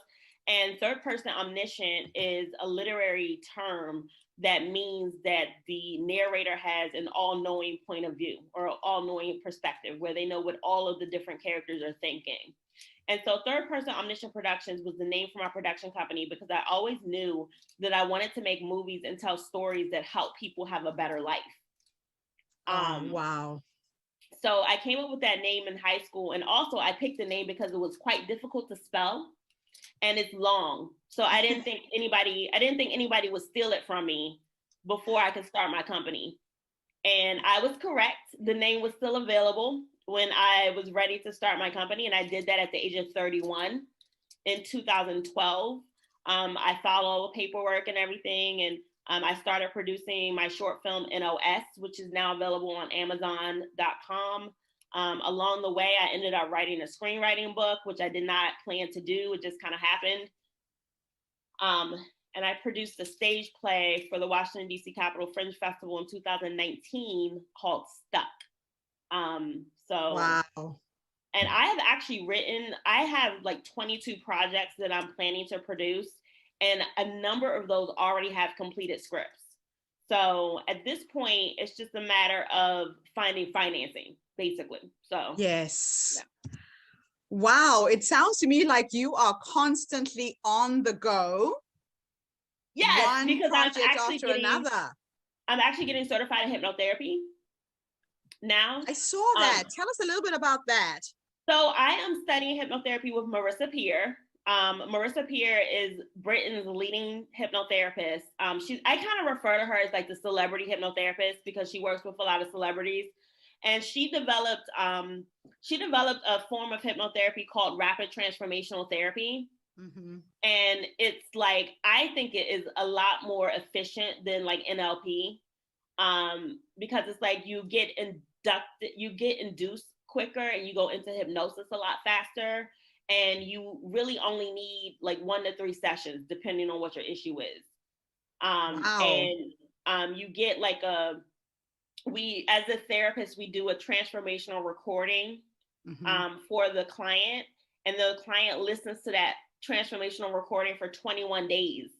And that like reprograms the subconscious mind to get rid of those limiting beliefs. Oh, wow. That sounds fascinating. So it's like, I never knew that I could love anything else as much or more than filmmaking. Mm-hmm. And I found hypnotherapy and I'm just like, okay, now I have a problem because I have to figure out how to be able to incorporate both into my life and to be able to have time to do both. Yes. Well, that sounds like a beautiful problem to me. Yeah, it is. So if you were to go back to your past, to that young woman who had this desire, this drive, you just knew you were going to do this. Right. If you could go back and have a conversation with her. So let's say there's another young woman who's listening to this interview, is in search of words of guidance. What 3 nuggets of wisdom would you give her? So I eventually left the Jehovah's Witness religion. And I hope it's a lesson that I learned in this lifetime that my soul takes with me in future lifetimes. I let myself be talked into believing things that I didn't believe. I was raised with a certain set of beliefs that I remember thinking when I was 8 years old, that doesn't really make sense. And I was like 8 years old, but I didn't want to rock the boat. And I didn't want to, I felt like my parents' love was like based on whether or not I believed what they believed. Right. And I hope that in my next life, I'm brave enough to believe what I believe, no matter how young I am. And I hope that I'm brave enough to disagree with people if I don't believe it. And it doesn't, you don't have to believe anything that doesn't serve you. Yeah. And wow. Like, I so wish I knew that. And I feel like I missed out on some things I had a hard life lesson because I met a guy in college that I wasn't allowed to date because he wasn't a Jehovah's Witness. Okay. And I missed out on that opportunity because I was trying to follow the rules of a religion that made the rules for me that I didn't make for myself. Mm-hmm. And that was a very painful lesson. And I hope my soul takes it into the next life. And so if I can teach any young person, like, you don't have to believe things that don't make sense to you. Mm-hmm. Like, period. That is awesome. So now let's teleport you into the future. Okay. let's go in the future. If time was an illusion and you could have a conversation with the future you at 100 years old, sitting in your rocking chair with your cats, with your dogs, with your grandchildren, cat. Whatever it is, based on how you're living life's game right now, because life really is a game, what would you say to that woman? I'm glad you followed your dreams. Like, would I say something to her or would I ask her questions? You can do both. We're teleporting you to the future. I would ask her, are you happy? Did you finally find happiness? Like, I feel like my journey has been to be happy. And I feel like at the age of 40, I'm the happiest I've ever been. And it's taken me, like, I feel like this journey started when I left the Jehovah's Witness religion, when I was 29 years old in 2010. And it's taken like 11 years to get to this place where I just feel like happy all the time. Like, oh, wow. I mean, I'm not gonna lie, I did have a little depression 2 weeks back in March, but it didn't last very long. And I'm in a really good place. Like, and I've been in a good place for a while. So that's awesome. That is absolutely fantastic. Well, you know, you really inspire me. You and I have got a shared passion with the storytelling, the filmmaking. So when I say goodbye to everyone, don't disappear because I've got some stuff I want to talk to you about. But thank you for coming to share your story and to share your truth. And thank you to everybody who's tuned in today. The HerStory Circle and this platform is for women who are here to inspire each other, to uplift each other, to find collaborations and to connect. We are having an online summit on the 14th to the 24th of May. So go onto our website, theherstorycircle.com, register to speak, register to attend. And thank you again for tuning in. I'll be back tomorrow with yet another amazing woman from a different part of the world. This is Gertrude Mache with the HerStory podcast and the HerStory TV. Have a fantastic day, evening, morning, wherever you are in the world. Bye for now.